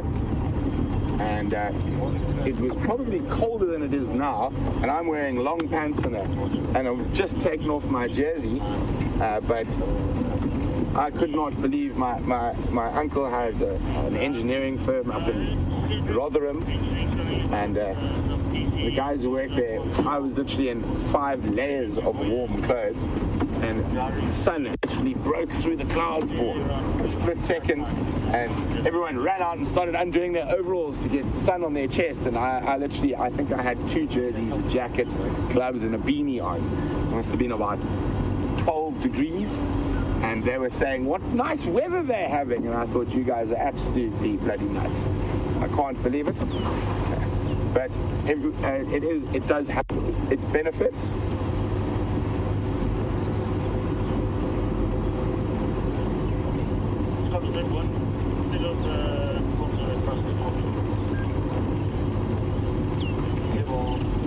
What I would like to know, is an eland larger than a kudu? Yes, it is. Eland is the largest antelope in Africa, and an eland is actually, a big male eland is larger in weight than a buffalo.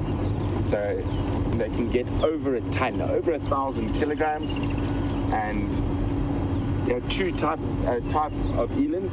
There's a lot of subspecies, but a lot of those subspecies are a little bit pushing the limits of taxonomy there.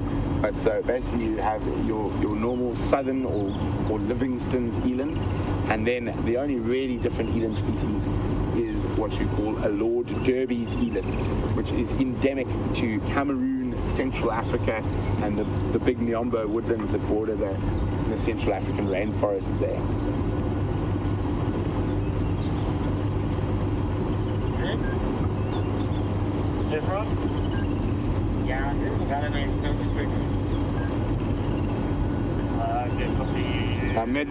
Meredith is being the comedian on Driver this morning, and she says, Brent, I can have malaria 29 times, but I can't handle the rain or cold. Yes, that is true, Meredith. See, the other thing about where malaria mosquitoes live, they live in fun places that have lions, leopards, elephants, etc. And most lions, leopards, and elephants, etc., are about as fond of the cold as I am. So I tend to keep myself to the warm places where the large hairies and scaries live.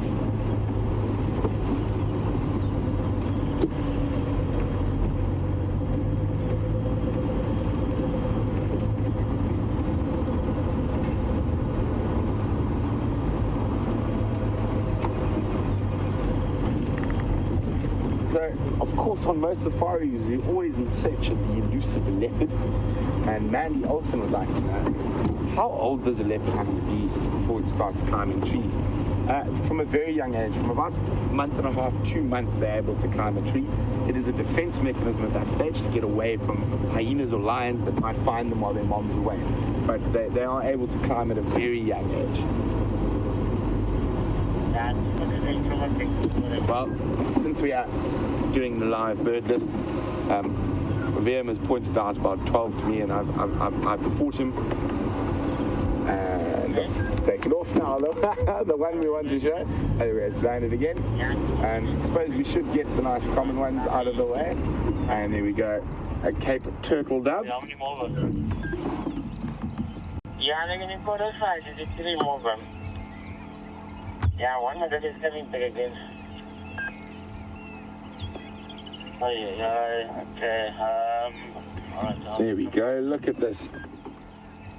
They're actually very pretty birds, one of the more common bird species we do have. And look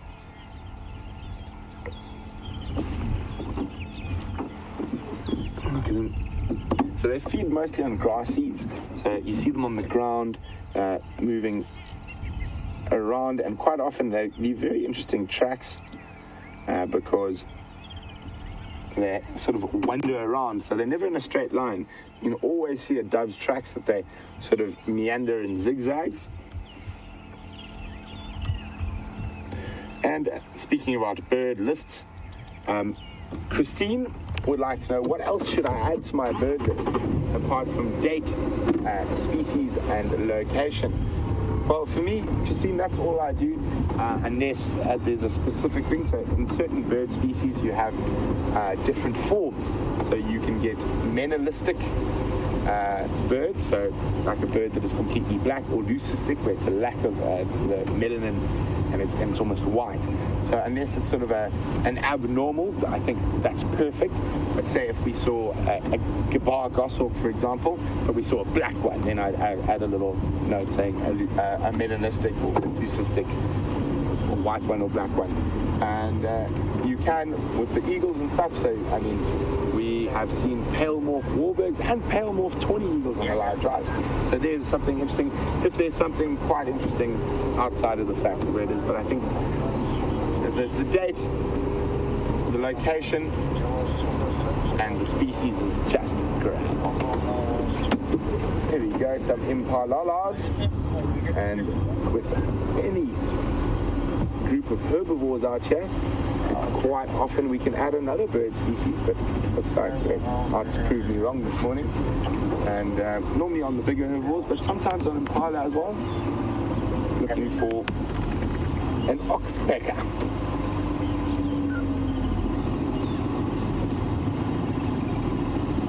No. Yes.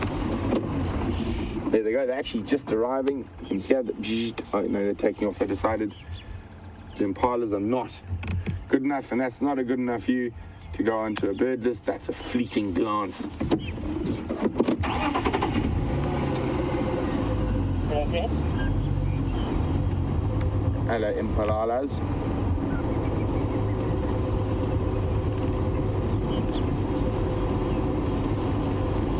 So I'm going to go check possibly one of my favorite little spots at the moment. I'm fascinated with soil and water and how it works. And we've got this incredible natural sea at the Treehouse Waterhole at the moment, which is attracting a lot of animals. So let's go have a look there. And speaking of different animals, here we go. Some zebra.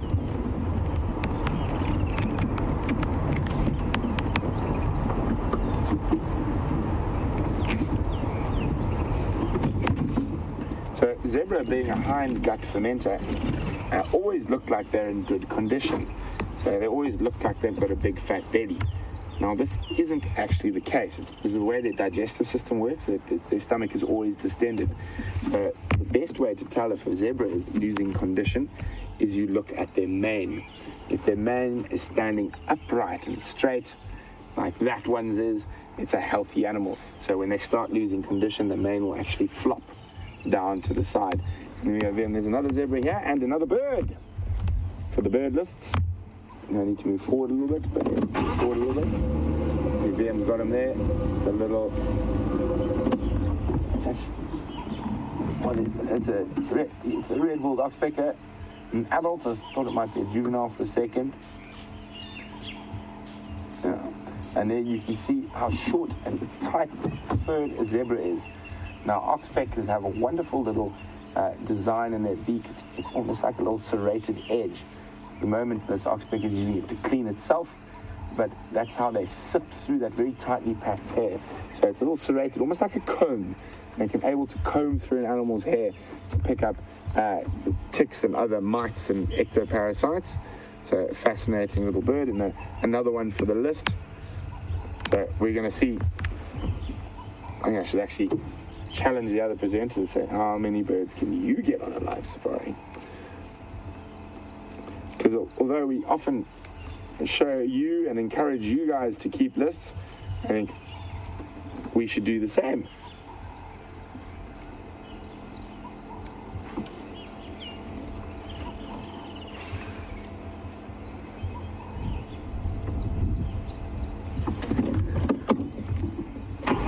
So, a very warm Juma private game is there. Welcome, and WildEarth Safari Love, welcome to Jessica Wolds. We'd like to know what is the most memorable bird I've ever seen. Oh, Jessica, I've seen some really memorable birds. I think for me, one of the most memorable birds is actually a little LBJ, a little brown job that goes by the name of an African broadbill. And I'll show you a picture now. And I spent many hours in my youth trawling around the rainforest in Pinda and looking for the African broadbill. It's quite a rare bird in southern Africa, not so rare up in northern Africa, or North and East Africa, depends where you are. And when I first moved into the Selous Game Reserve in southern Tanzania, we built the camp from scratch, which was always an incredible experience. I was building my chose my spot to put up my tent, which I lived in for a couple of years. When I say tent, it's 12 meters long, an ensuite bathroom. It was a proper big tent, and set up my tent. And I think first to second morning I'd stayed in my tent.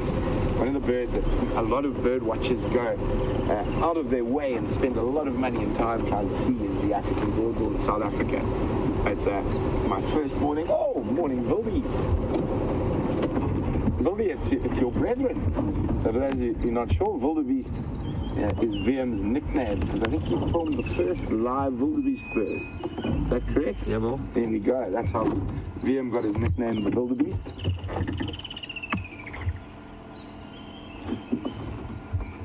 So that African broadbill we're talking about, and I was having my cup of tea out on my balcony or outside the front of my tent at about 4 in the morning, and this little African, I could hear them calling, and they often call in the dusk and dawn. It was calling so close to me, and as it got more light, literally this bird was sitting not even a meter from me and doing its display.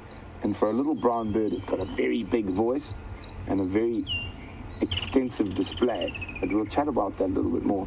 I'm trying to count how many baby wildies there are.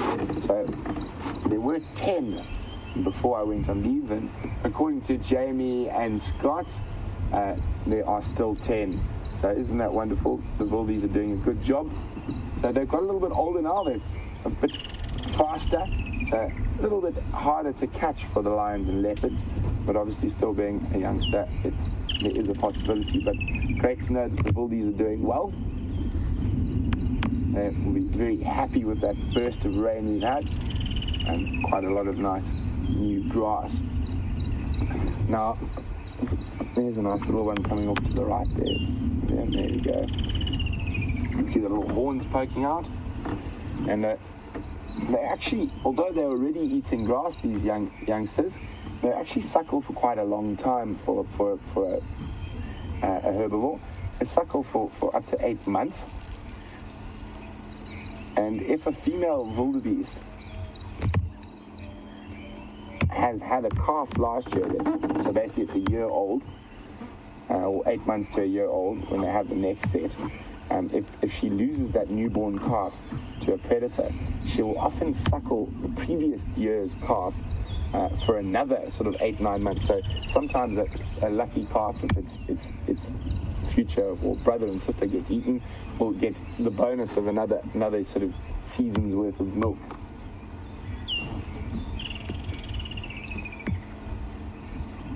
And it's going to be fun. In a few months we're going to watch the wildebeest rutting, and so they, like impala, have a very fixed breeding cycle, and when they do rut, it is quite comical to see the ongoings and the flirtings of the females and the males trying to chase all the other males away, and the snorting and general chaos that ensues.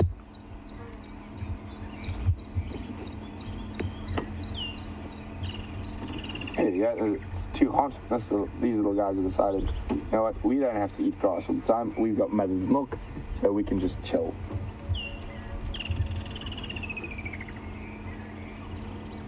Doing a bit of cleaning, scratching of themselves.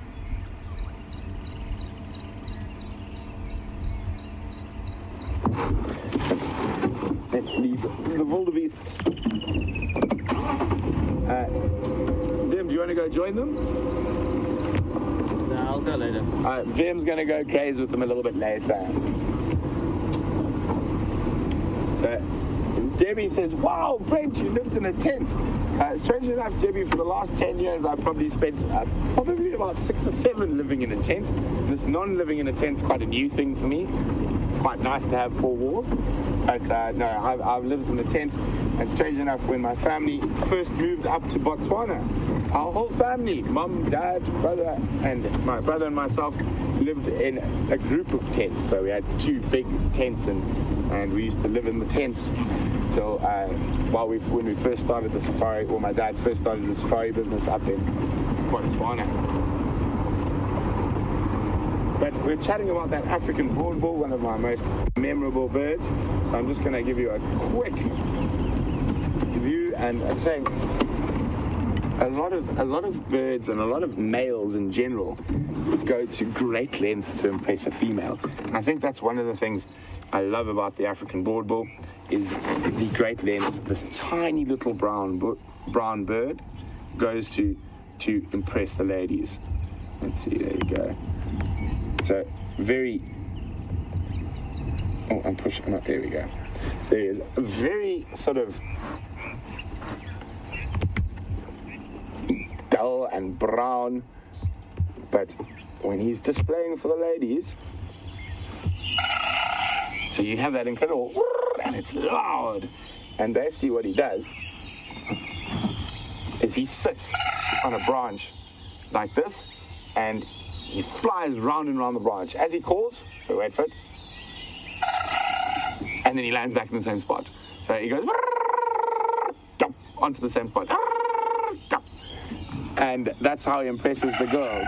So really cool. And that's why I said, for me, it's possibly not the memory of the specific bird. Remember, it's the sighting in total.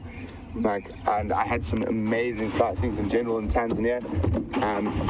Working in a really rare, really interesting area, and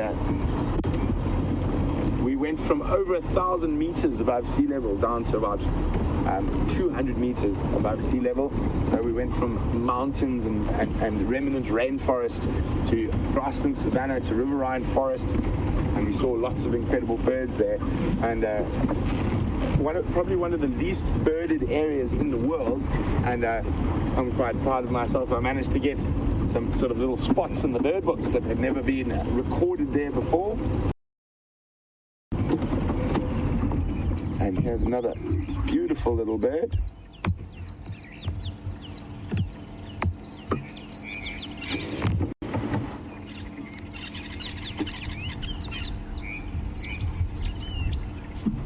There we go, a little yellow-eyed canary. Look at that little guy, pretty little bird. A little seed eater. It feeds mostly off grass seeds.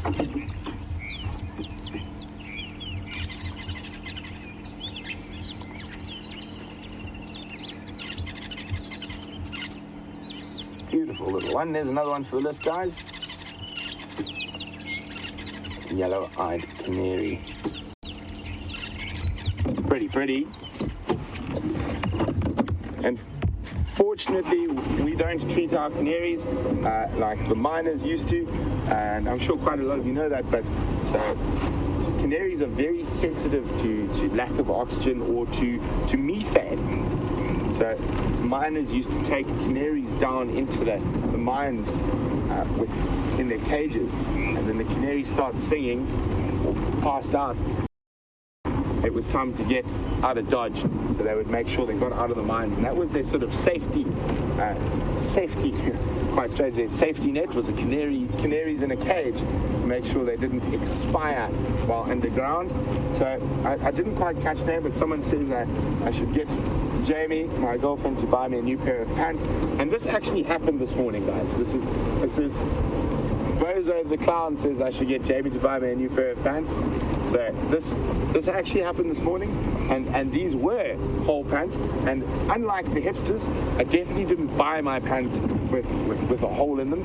That happened from wear and tear.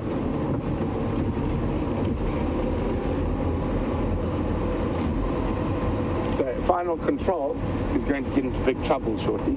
They're saying I've got long hair, a man bun, torn pants. I must be a hipster.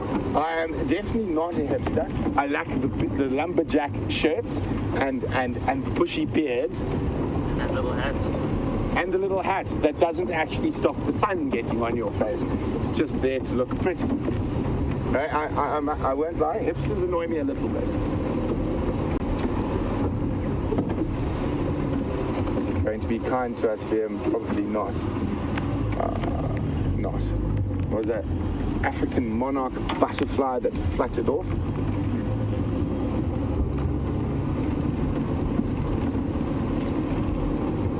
So I was hoping that Kula might have made a surprise appearance in this area. So just checking around here for tracks. Look at that. Lovely. Not often you see, they ran off together. There were two of them. As I said, there's not often you see a pair of steenbok together. A pair of disappearing steenbok, or one stopped but in a most inopportune position for us to view them. And we'll carry on.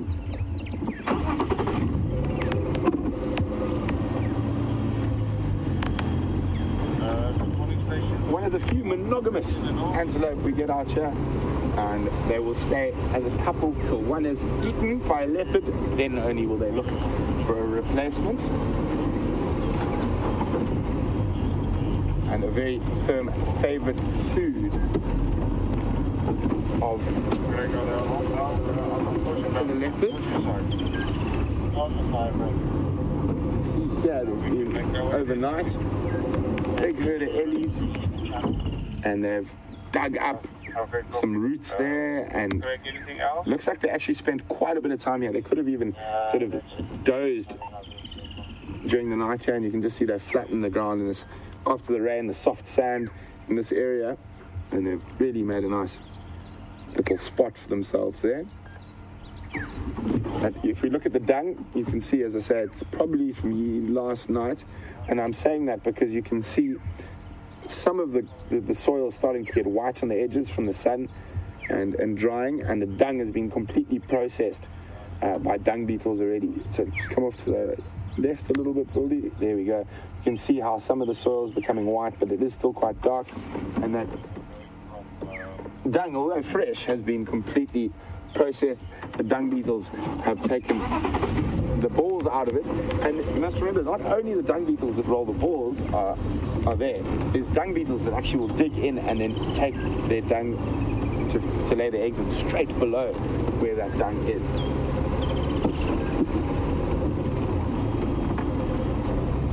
I'm hoping we do see some ellies this morning. I do love spending time with ellies, so I think I'm going to head up towards the northwest, where there are those monster elephant paths that crisscross through Juma, and maybe we'll find an ellie utilizing those paths.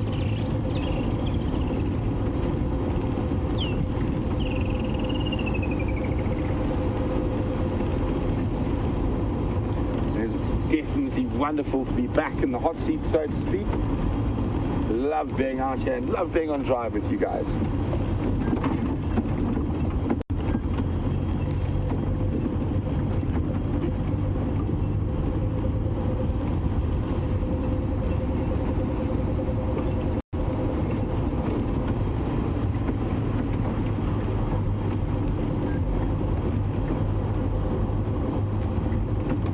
Wonder where all the kitty cats are hiding.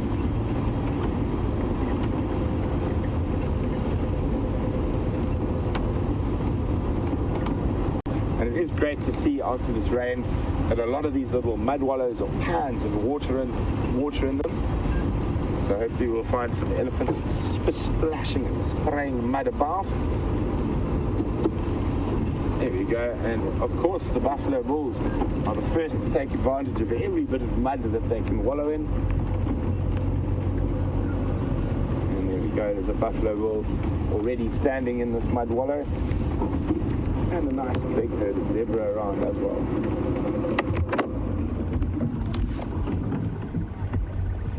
So, there we go, always feeling a bit shy about bathing in the mud. I'm sure he'll move back in there.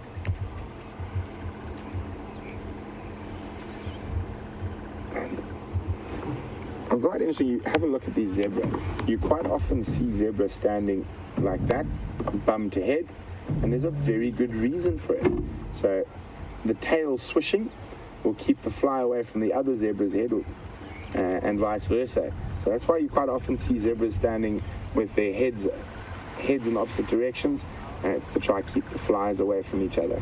There we go, taking a drink from that pan.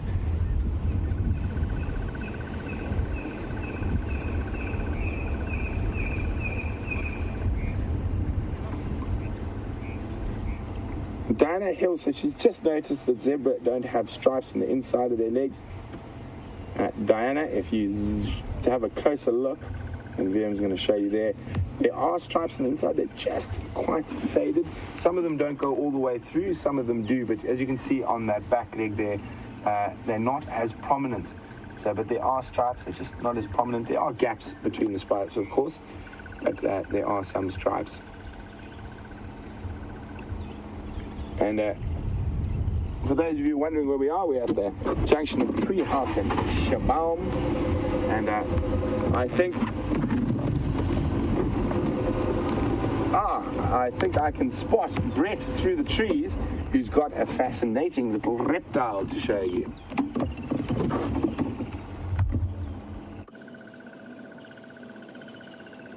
Welcome back, everybody. I think you saw us just going by in your screens, and you've linked over to us. We've got a flat-necked chameleon. Look how he walks.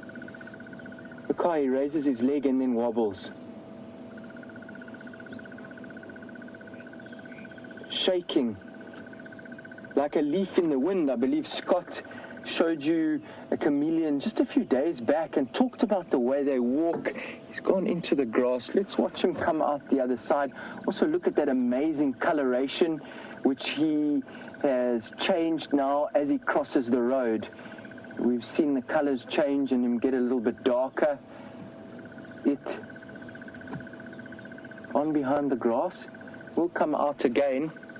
This is a flap-necked chameleon, very susceptible in the open road as it crosses. Just crossed the open road and got into some cover, so it's just kind of taking a breather there. You can see now Andrew panning out. He's crossed this whole open area. Extremely susceptible when they cross there.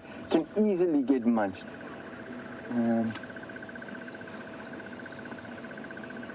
Just having a look at the chameleon. And coming back to me while he's behind that tuft of grass, we'll see him come out. Aloha. And have a look at his colors. Good morning.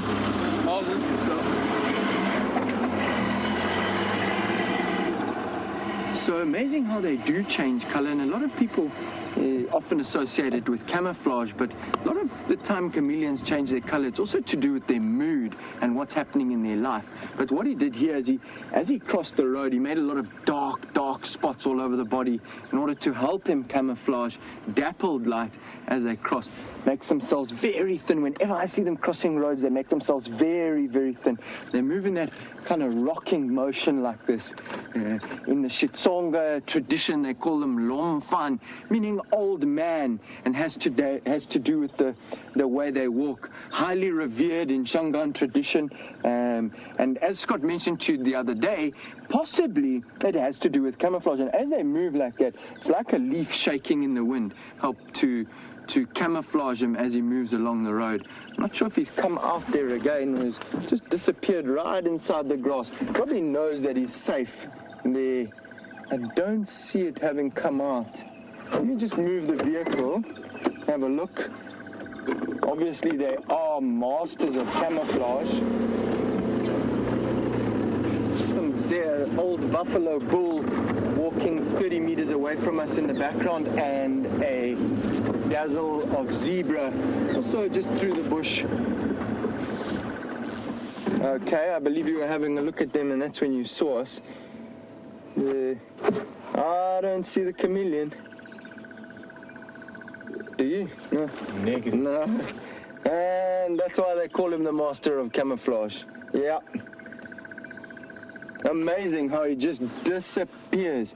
We know he was there. Come past now, you'll never know.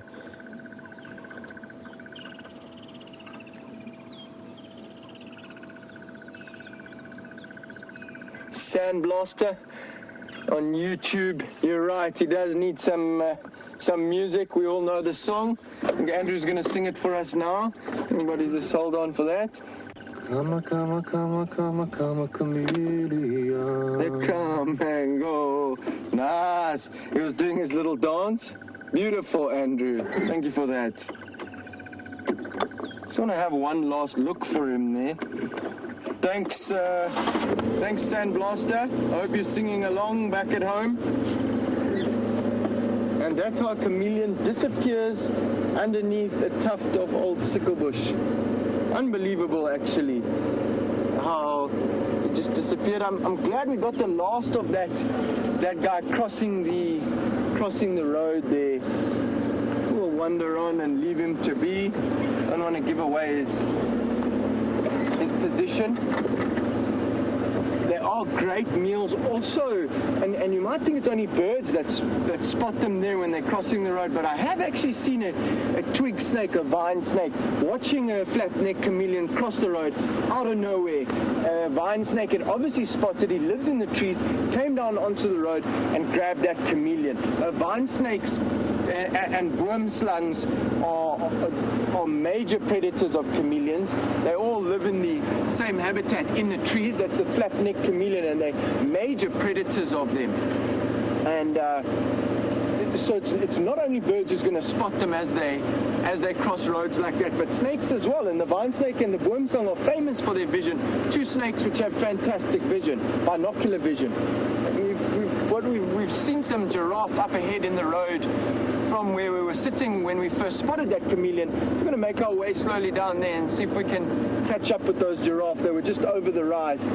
We've got two marabou storks, reputed to be the world's ugliest birds on the left here. I know Jamie, you saw two with Jamie last night.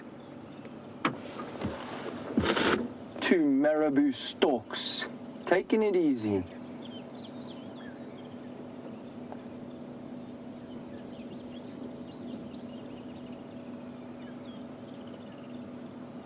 I know, and I have seen it in further north of this area in the last few weeks, where we have had an influx of marabou storks. They are very famous as scavengers. Got that bald head, so they can stick it inside of carcasses just like a vulture. And they're here for the drying water and the catfish. I believe they're moving back in, and what they're doing right now is moving up and down the Kruger National Park, just looking for dry water sources. That's really what I've seen them doing for the past 6 or 8 weeks, and I've seen them also having fantastic interactions with the African fish eagles. And just last week I actually saw an African fish eagle stand up to a marabou stork, and the marabou stork had flown in and stolen the fish eagle's fish, kleptoparasitic behavior, and the fish eagle actually came back and stole the fish back out of the marabou stork's beak with its talons. It was incredible. Kind of like undertakers as they sit there in the top of the tree waiting for somebody to perish in this dry time that we're in, but really just feeding on the catfish and tilapia and frogs which are stuck in the drying pools right now.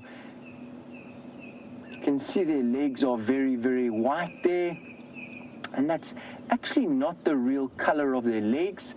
I guess you might have heard this before, some of you, but they defecate onto their legs, and that cools them down. Thermoregulation, an amazing, interesting method of thermoregulation as they stand up there in the breeze. Look at that hammer-like beak. In a place that Scott and I once visited, Nairobi, together, and what really amazed me about walking around the capital city of Kenya was you have these guys sitting on top of the street poles and the traffic lights. You drive around with your sunroof open, and the next minute a branch fell through our roof, a big piece of branch from the acacias right on the main highway in Nairobi, and that's because the marabou stork had just adjusted position above our car.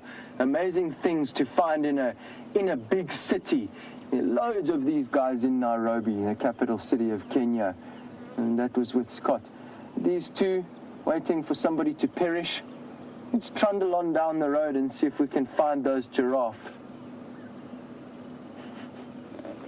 Yeah, you never know what's around with these two marabou storks. Like vultures, it's always good to have a look around when they are perched in a tree. It might just be their resting place. It's a big old dead tree which is suitable for them to sit. Often areas where they sit, you'll have white on the branches. I've seen that, regular perches of these storks as we go past. It's an interesting looking thing. See if we can find these giraffe. Nice to see the marabou storks.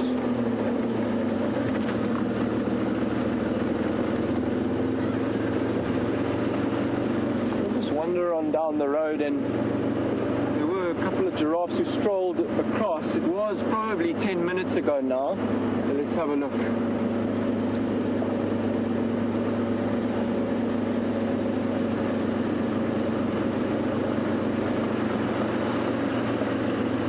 Question from YouTube from Samir. Thanks very much for your question. You're asking, what is the biggest bird seen in Africa? It's a great question, and like with all things, are we talking about biggest in terms of weight, in terms of wingspan, in terms of height off the ground? Now, the marabou stork is a very, very tall bird, and it probably, I would guess, stands about 5 feet high, which is very tall.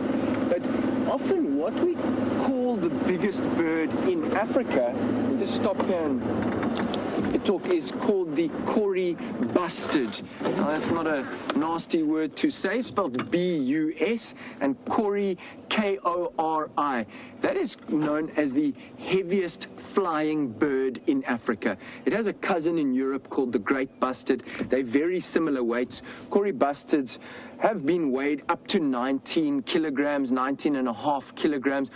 Usually they probably weigh a bit less. We do find them in the Kruger Park, further east, further south. They're like big open plains, and that's the heaviest flying bird in Africa. The largest bird, most of you will know, the largest bird in the world is the ostrich. They are flightless, but it is the largest bird in the world, the ostrich. We find them in the Kruger Park.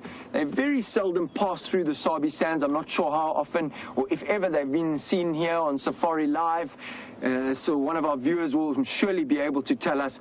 But we do see ostriches passing through irregularly. They like the same habitat as the Kori bustards, big open areas, extremely fast, and very, very heavy. They can weigh over 40 kilograms, an ostrich, or over 80 pounds, massive bird, and the largest bird in the world, the common ostrich. The largest bird in Africa, flightless. The largest bird which can fly, or heaviest, is the Kori bustard.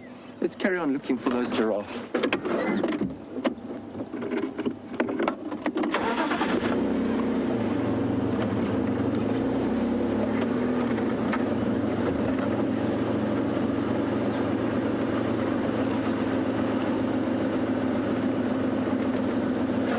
Some inside information, and I believe there was an ostrich seen, but many years back. I must say, in my 5 years that I guided in the Sabi Sands, I think I remember seeing ostrich twice, two completely different areas, and that is, like I said earlier, the beauty of being in an open system. These animals move through. You come around the corner, there's an ostrich. We've got some beautiful giraffe here on both sides of the vehicle. I'll leave it up to Andrew where he's going to go. He is a champion. We've got mom and baby coming across the road here. I'll just leave you in silence to watch them cross the road.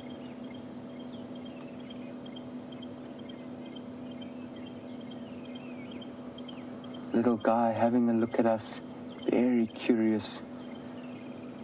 Beautiful. Look how they walk. Fantastic. Let me just slide forward here. Such relaxed creatures. Little guy back in the road. Just wait here. Hello, little fellow. He's curious. We're watching him from all over the world on YouTube, on WildEarth Safari Live, and this little giraffe is watching you. He's looking right into you through your computer or in your TV screen, wherever you are. Who's watching who in the zoo? Thanks, little fellow. And is that a boy or a girl? Some of you might have seen as he turned. I'll maybe give you another chance to have a look, see if you can guess for yourself. It's disappeared there now. Look at that camouflage. You think the tallest mammal in the world won't disappear, but look how that little thing disappeared. There's another adult female moving back towards the road. We're going to get a great view now. Walking like a camel, spotted like a leopard. Both legs on the left, both legs on the right. Fantastic locomotion. Moving forwards just like the snail, but a little different.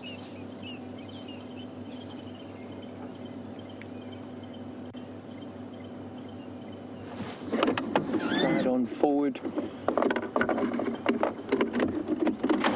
I asked earlier my favorite animals, and I gotta say giraffe are up there in the top 10. I absolutely love them. Curious, gentle, totally unique in the world. Nothing else like a giraffe. It's our little friend. What a beautiful shot of us and the giraffes. Fantastic. Nice to have them in the background. Mom and baby giraffe. Mom's just bent over there, eating on the buffalo thorn.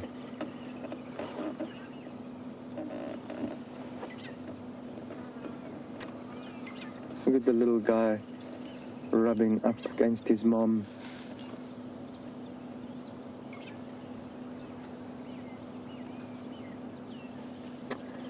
Hi Sharon in Pittsburgh, and thanks for joining us here with the giraffe. Thanks for welcoming me, I really appreciate it. I appreciate you watching.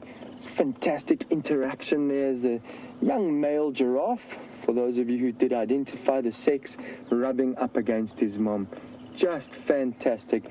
Sharon's asking me what made me want to audition for Safari Live, and isn't this technology fantastic? Sharon, the technology is incredible, and when I sat in the control room yesterday afternoon, I was absolutely amazed. For somebody who's not that tech savvy, it's phenomenal what the ladies in the back, Kirsty and Nikki, are doing, and what Andrew can do on a computer. And these cameras are just fantastic. It's so great to be involved with this camera equipment and all of this equipment that Safari Live has. The links, all the technology that's on this vehicle, the antennas, the cameras, even all the extensions, the cables, the things in my ear. It's incredible, the technology, and the fact that I can stream this big bull giraffe on the road here at Juma this morning to your house in Pittsburgh or Pennsylvania or Arizona, Texas. It's incredible. Look at the little guy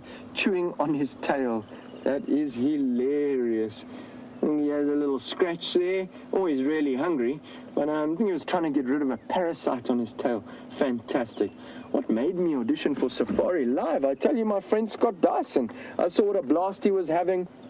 He came and visited me not long ago, and I was inspired. It's something different. It's a challenge. As I said, it's not easy being in front of the camera, so it's just a challenge, something different and something great to do, something new in my guiding career. And it's nice to drive this little Land Rover around in a new place. So thanks, Sharon, for your question. I hope I answered it. Let's move on forward and have another look at the giraffe. Nice to have you with us, Sharon. And it's nice to be out here.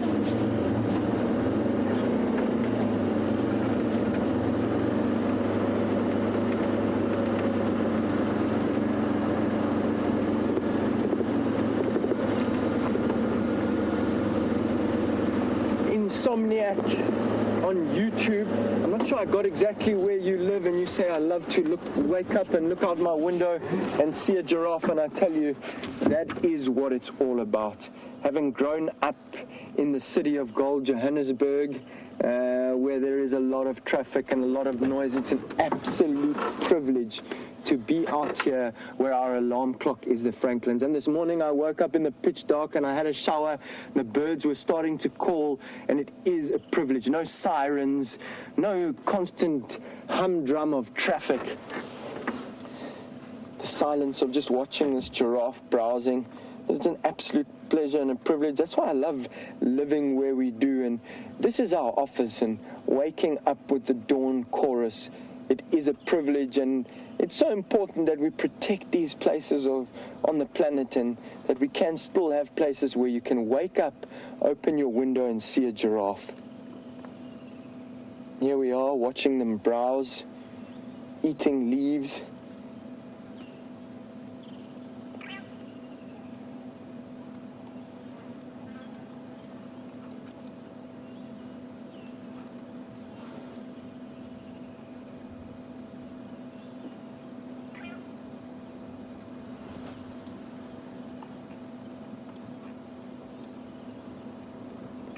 Hi, Joe in Arizona. thank you so much for your question. It's a great question. You're talking about, I mentioned I'd been in Tanzania. I was there in 2012 for about 6 months. And you're asking if I'd been to Tarangire National Park. Now, actually, I haven't, Joe. So, great question. I know a little bit about it, Tarangire National Park. Unfortunately, I haven't been there. And you talk about the white giraffe that's there now. Actually, I have come across that giraffe that you talk about in Tarangire, and I saw on social media it has been seen recently, and you're saying it's not an albino. Now, you probably know a little bit more about it, but I saw that giraffe had been seen some years back, and recently what had happened, they'd seen it again. Now, Tarangire, like a lot of parks in Tanzania, it is seasonal. They don't operate there in the wet season, they operate there in the dry season. It's too wet to move around, and so I think for the last few months they weren't there, and they've gone in there and seen this giraffe again. It is leucistic, you are correct. Leucism is the lack of the dark pigment, lack of melanin or black pigment. So those giraffes, like many creatures in a lot of reserves throughout Africa, are not albino, so they do have melanin pigment in certain parts of their body, underneath their feet, on their lips, on their noses, etc. But they have lost most of the dark pigment. So in these areas, we do get leucistic or white duiker, steenbok. Every now and then an impala pops out, or a giraffe, and that leucistic or white giraffe in Tarangire National Park in Tanzania has become very famous. It has lost most of the dark pigment. As we look at this giraffe, that brown coloration all over its body, even up on top of the ossicones, the black there is caused by the melanin pigment, a dark pigment, gives it that darker coloration. And these animals have through genetics, it's a genetic variation, lost that dark pigment. Joe, I hope I've answered your question. Haven't been to Tarangire National Park, hope to one day, and I think you're spot on with that white giraffe. It's a condition, a recessive condition coming from genetics, coming from its mother and father, called leucism. We get it in quite a lot of birds here as well. Let's wander on a little bit, see if that big bull giraffe is down there. Now, connecting that to something which the Kruger Park is very, very famous for is the white lions. And those are technically leucistic. Again, they've lost the dark pigment or the more tawny color. And where you really see the lack of pigment in the lions, and I think all of you at home know lions, on the back of their ears and on the tip of the tail is black. And white lions have no dark pigment there. A white lion or a white giraffe is also known as a leucistic, or the condition is called leucism, the lack of dark pigment. So just last now for this giraffe, just through the branches there, you can see the little guy.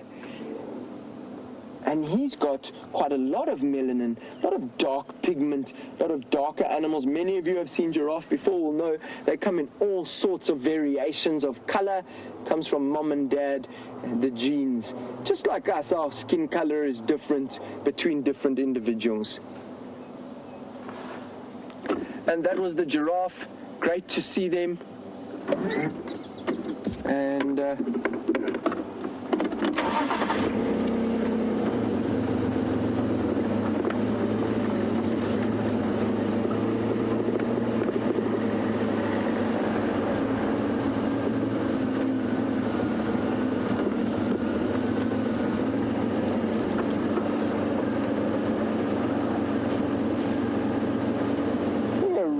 interesting question from Lisa in Wisconsin. Thanks so much for getting in touch and me just being here this morning. It's great information that you're giving me there, Lisa, about how long will this male giraffe follow the female. And I believe this that he's been following her for a very long time, maybe even since December. Now that's really interesting because to the best of my knowledge, they don't really follow them for a very long time. Giraffes have a loose social structure, and a male will come in, associate with a female as she moves past, say hello, spend the day with her, and then wander on. Unless, of course, she's coming into her estrus cycle or coming into heat, in which case the male will then hang around. How does he know that? He knows that through chemicals in her urine and in the air which she's releasing, which he can pick up but we can't. Now, if a female is coming into estrus cycle and she wants to mate soon,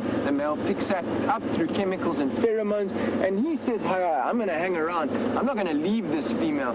If you have a female coming into estrus like that, you'll also, as the days go by, day 1, 2, 3, 4, you'll have a congregation of males around. All the big daddies in the area, they pick up that smell, they come enjoy and get attracted to that female and wander into the area, and then the males start competing for mating rights. Now the interesting thing is, you are telling me that that male has been trailing the female for quite a long time, a relatively very long time, as giraffe social structure as we know it goes. But the thing is that there's no other males around this morning, or from the feedback that I'm getting. So if she's coming into her estrus cycle or wants to mate, which is why that male is staying longer with her, I would expect there to be 1 or 2 other mature adult male giraffes around if she's coming into estrus, because that's really what happens. And these mammals out here, they don't miss a thing like that. So I can't answer your question, why has he been hanging around with her for so long? It's very interesting, and I wonder that myself. I wonder the same as you. Why has he been doing that? The question is, maybe there are periods when he's leaving her and moving around alone, and we're not picking that up on Safari Live, and when we're seeing them again a few days later, he's back with her. Or maybe he's hanging with her all the time.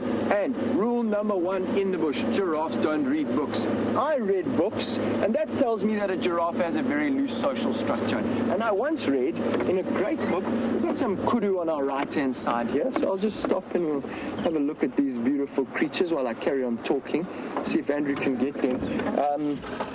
Now, that big male giraffe, his social structure, he's not territorial, and he didn't read the book that says he doesn't hang around with the females all the time.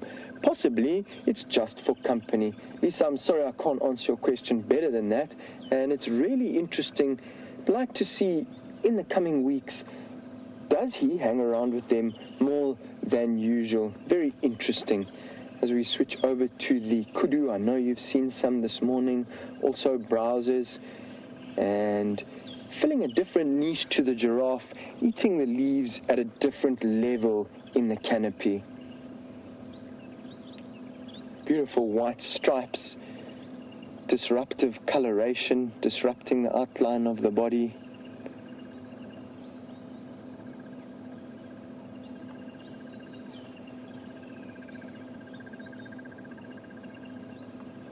And I think let's link over to Brent. He's got some starlings having a bath. I hope that they are still there as these kudu move into the thicker bush and disappear with their disruptive coloration. Over to you, Brent. So there we go. Oh, off they go. Oh, look, that's why I looked up there. There's a little Amma falcon. That's what they took off. Nice for him. There's a really nice little bird. Oh, there he goes, an Amma falcon. And now they have just arrived because of this rain. That's the first one I've seen in the Sabi Sands, actually in the low veldt this wet season. Amma falcon, a really great little bird for the bird lists for everyone. And I think on this,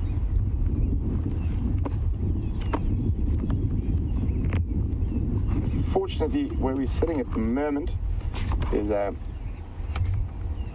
we go. Number 3, an Amma falcon. Looks like a little female as it zooted across, but There we go, and the starlings are back. But I was wondering why they took off, and as they took off, we spotted that little falcon flying past. But there we go, Cape glossy starlings enjoying the standing water that's around.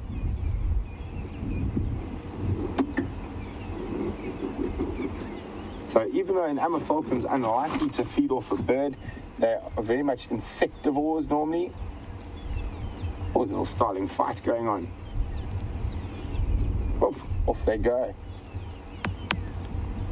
One left, runs straight back to the water.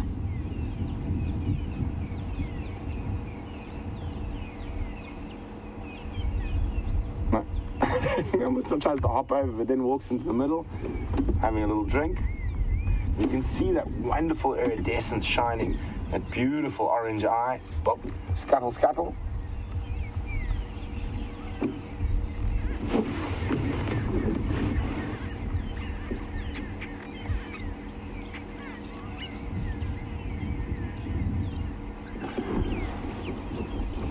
So while we've got this wonderful view of these Cape glossy starlings having a bath in the puddle in the road, Kathy in Michigan would like to know, can you please help me to understand the difference between a Burchell's and a Cape glossy?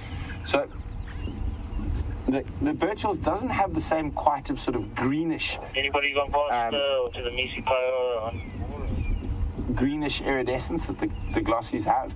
They're sort of a much darker blue. Oh, look at that, really loving that. I hope you guys are getting some fantastic screenshots of this. Oh, off it goes. And actually, I'm just up to the right slightly. There's on that little quarry, that one there. There's a little European roller on the left-hand branch.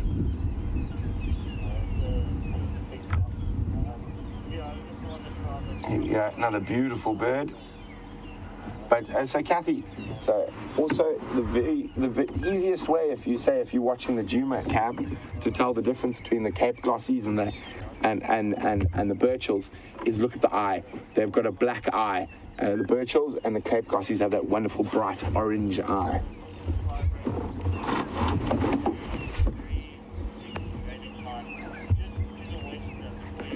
We're going to continue checking. I want to go check this sort of western corner for elephants. But while we do that, let's go back to Mr. Hawley, who's with some striped donkeys. Welcome back, folks, and thanks very much, Brent. We are looking at the rear end of a zebra. Got a really nice herd. They were out in the open. They're just slowly moving south past us. This looks to be the stallion closer to us. What I want to do is reverse and see if we can get them crossing the road. The old zebra crossing, they call it. The cheesiest guide's joke out there, but we'll throw it out anyway.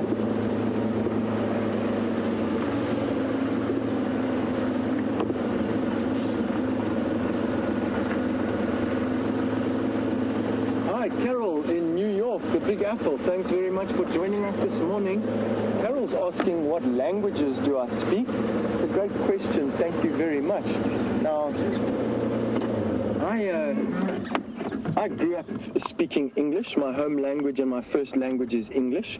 Growing up in South Africa at school, at that stage we did Afrikaans as a second language. Afrikaans, which is kind of similar to Dutch and Flemish. And I have had the fortune to marry a beautiful Afrikaans woman. And so my Afrikaans in the last few years has really gotten a lot better, although her friends might not say that. And so I could say I understand Afrikaans very well. I try to speak it, and it really has improved.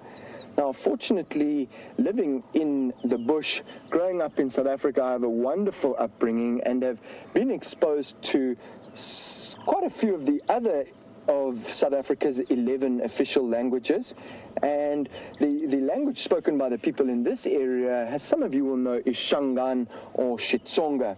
And I always say I speak Safari Shangaan. So I can speak Safari Shangaan, or Shitsonga. I have enough to get away with. I have enough to go into a shop and surprise the people behind the counter and impress them. As everybody knows, you speak somebody's language and they always like that a lot. So I've really tried a lot to learn Shangaan. I'm certainly nowhere near fluent, but I like to think I can speak a little bit of it. I also did Zulu as a subject at school, and Shangaan and Zulu stem from one original language and are quite similar. So I can throw out a bit of Shangaan, a bit of Zulu.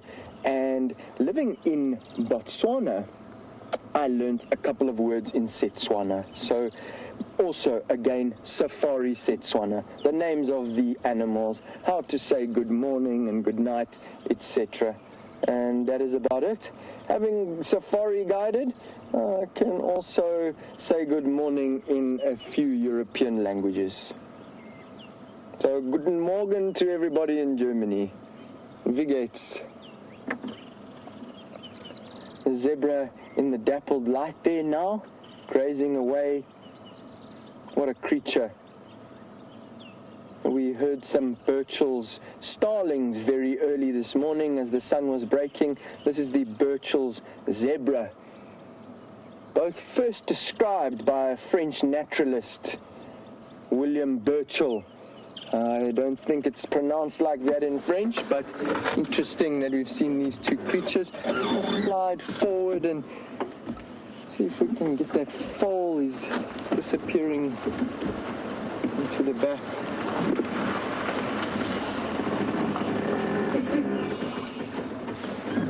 Andrew zooming in there, and the little guy disappears. Mom's got a beautiful pattern on her tail there. Nice and unique. Always fun looking for the unique spots on a zebra's body. Each one of them with a totally different pattern. You can see the shadow stripe, the brown shadow stripe, characteristic of the Burchell zebra of southern Africa.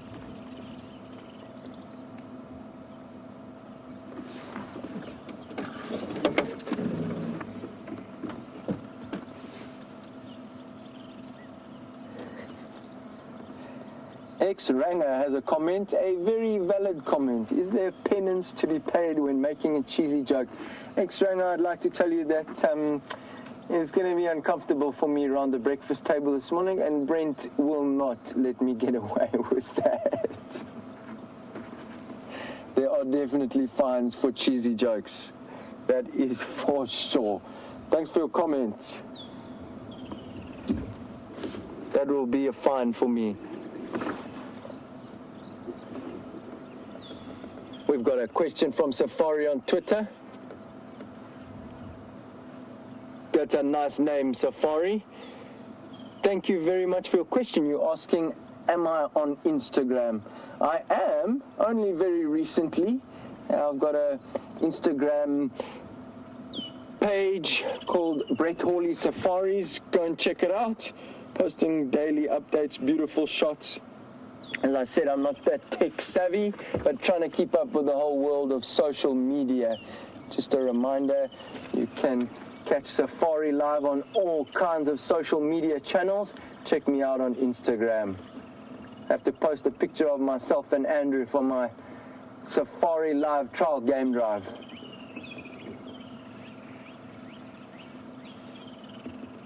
Don't forget, everybody, hashtag Safari Live, baby. Your questions, comments, queries, throw that hashtag in there. We just reverse. Okay.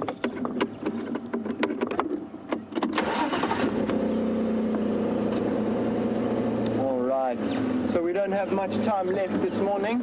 Let's have another little wander around and see what nature can throw us.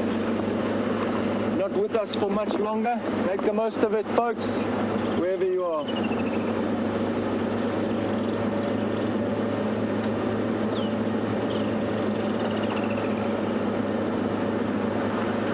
Hi, Zoe in Twitter. Thanks very much for sending through your question. You're asking, what's one of the most interesting things, sightings that you've had out in the bush? That's a great question, and as you all know, you do your time out here, you spend your time, and incredible things are going to happen. I have been fortunate to see some phenomenal things. There are one or two that always come to mind. I'll go back to often, you know, the things that we remember is usually when nature is at its rawest, at its most fearsome. And when I was actually not a guiding yet, I was a young boy. We were in the Timbavati Game Reserve many years ago on a game drive. And it's amazing how your memories are triggered by small things. Now, I remember my father was driving, my uncle was in the passenger seat, and there was a wasp flying around his legs. And this is nature at its very best. We stopped so he could open the door and the wasp could fly out. When we stopped, and Scott and Brent will tell you this, and James as well, you stop and nature gives you a clue. We stopped and we heard the most incredible noises. Something was being killed. We weren't sure what. We slowly drove in there, and what we found was not what we expected. We thought maybe it was a duiker being killed, but we weren't sure, and we immediately assumed that a leopard had grabbed it, and that was the noise that was emanating. When we came round the corner, in a dry riverbed, we found an African rock python busy coiling itself around a fully grown adult female impala. It was incredible.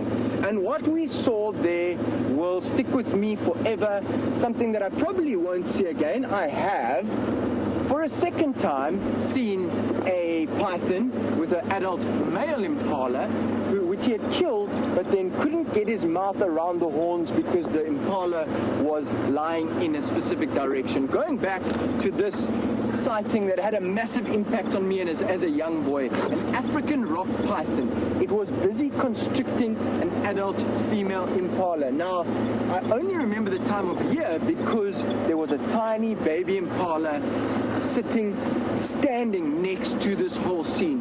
It was a bit much for all of us on the vehicle. The little baby impala was literally standing 3 feet away. The mother was still alive at that stage, and it took the python 45 minutes. And it was interesting what we saw that night.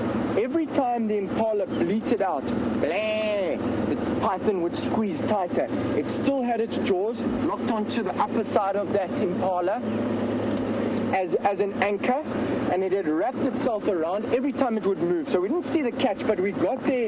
It can't have been a few minutes in, and 2 hours later we left. For 45 minutes, it constricted that impala. Every time it breathed out, bah. And like you all know, some of you have seen some crazy things on this show. They're not always nice, but it's nature at its rawest that we saw. And slowly, it started to unfurl. It knew that impala was dead after about 45 minutes. The baby was still standing there, right next to it, also bleating every now and then. It was very sad. When the python started to swallow that impala, my memory doesn't serve me very well there. The adrenaline was pumping. My father, my uncle, who had also spent their lives in the bush and being on game drives, nobody had ever seen anything like that, and we won't again. But let me tell you what we saw the next morning. We saw an impala giving birth, and that is the circle of life. 12 hours earlier, we had seen an impala getting constricted by an African rock python. It was incredible.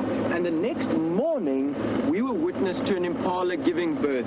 That's the circle of life. That is nature at its very best. That is ecology, ecosystems. That is nature controlling these places. And I must tell you, we did all feel a lot better after that. It was one of those sightings that leaves you, you know, later that night, you have a strange feeling. You obviously want to tell everybody. Those were before the days of social media. There were no hashtags and posts that night, but there probably would have been, because we always want to share these things with people. But it was a big relief for us all the next morning when another impala joined the world. So thanks for your question, and that was one of the crazier things I've ever seen. African rock python constricting a fully grown adult female impala. Incredible. It's a big snake.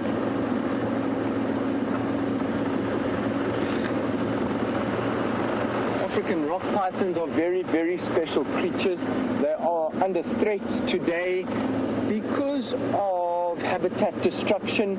They are used in traditional medicine. They are killed by cars crossing the roads. They are collected.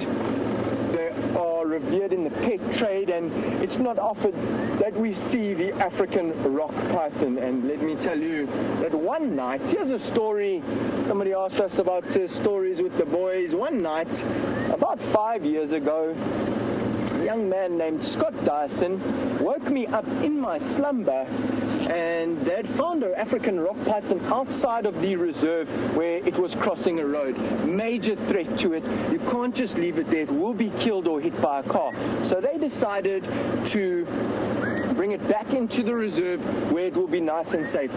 But before they did that, Scott decided it would be a good idea to wake me up at 11 o'clock at night in my fast asleep, tap on my shoulder, and then wake me up with this African rock python in my face. You can imagine I wasn't that impressed by it. My heart stopped, and that was probably one of the last times I saw an African rock python with my friend Scott Dyson. He was saving it from the outside world, the real world, bringing it back into the reserve, and decided to wake me up with it looking into my face. So thanks, Scott, for that.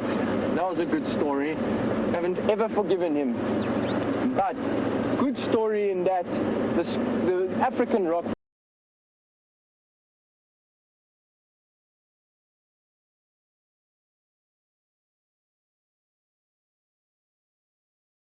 python. You can see it's breathing. It's just having a serious snooze in the morning sunlight. And the others are all up and around it. And we're going to sneak forward a little bit, see if he's actually, or she's actually heard us coming.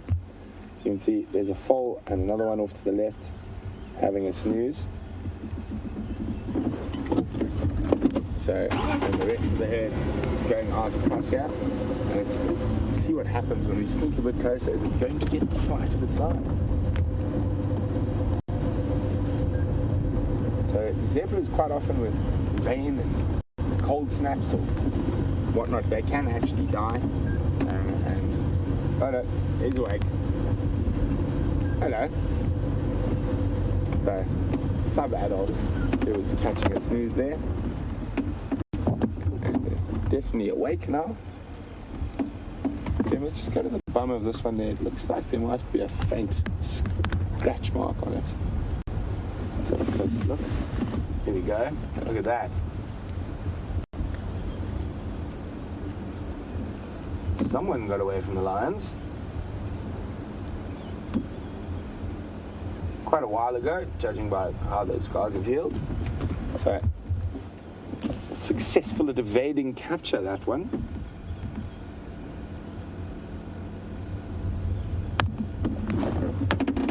Almost having a drink.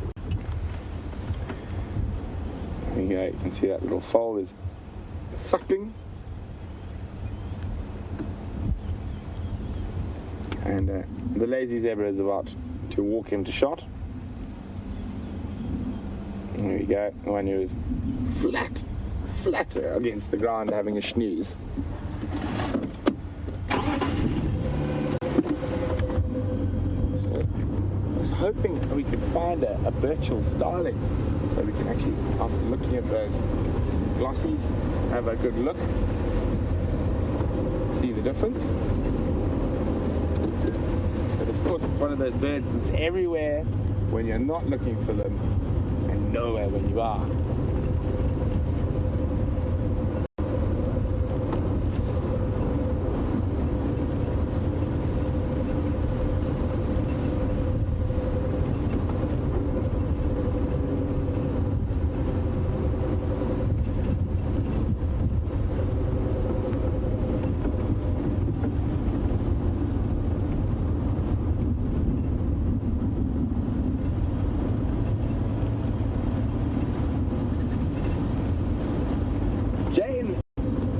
Ontario says, can zebra lock their legs when standing up like horses can? Jane, I think you're sort of referring to like when you try and pull a horse or lead a horse, it just boom, almost locks the knees. They can, and the same as a donkey would as well. Horses are far more closely related. Donkeys are far more closely related to zebras than horses. And there is actually a wild donkey species that occurs in North Africa and into the Middle East, called a wild ass. And it has faint zebra stripes on its rump. Very, very rare these days, and only live really in uninhabited places in the sort of deep desert.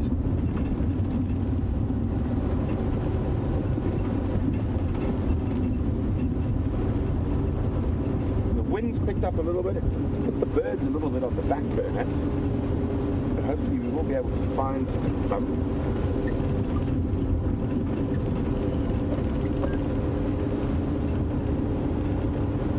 It has been great having Brett here. Who would have thought many years ago, when I was showing him around Singita Lubombo, that either of us would be sitting here taking live drives.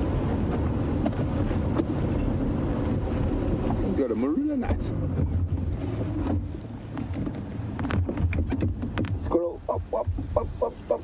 Looks like it had a marula nut in his mouth. Off to find his stash.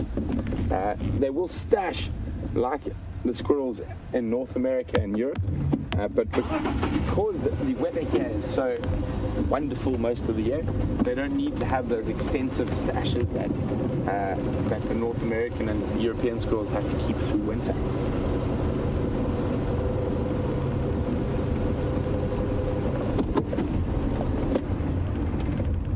Okay. Just quickly, there's one really brilliantly brightly coloured starling that I want to show you in this light. You got him there, Wium, hopping around the top. Oh, it's gone. There it is. It's a violet-backed or plum-coloured. Look at that light on it. Here we go, another one for the bird list. And busy actively feeding through that terminalia. But we'll keep an eye on him, and hopefully he'll pop out into a far more open area while we do that. But let's go have a chat to Brett quickly before the end of show.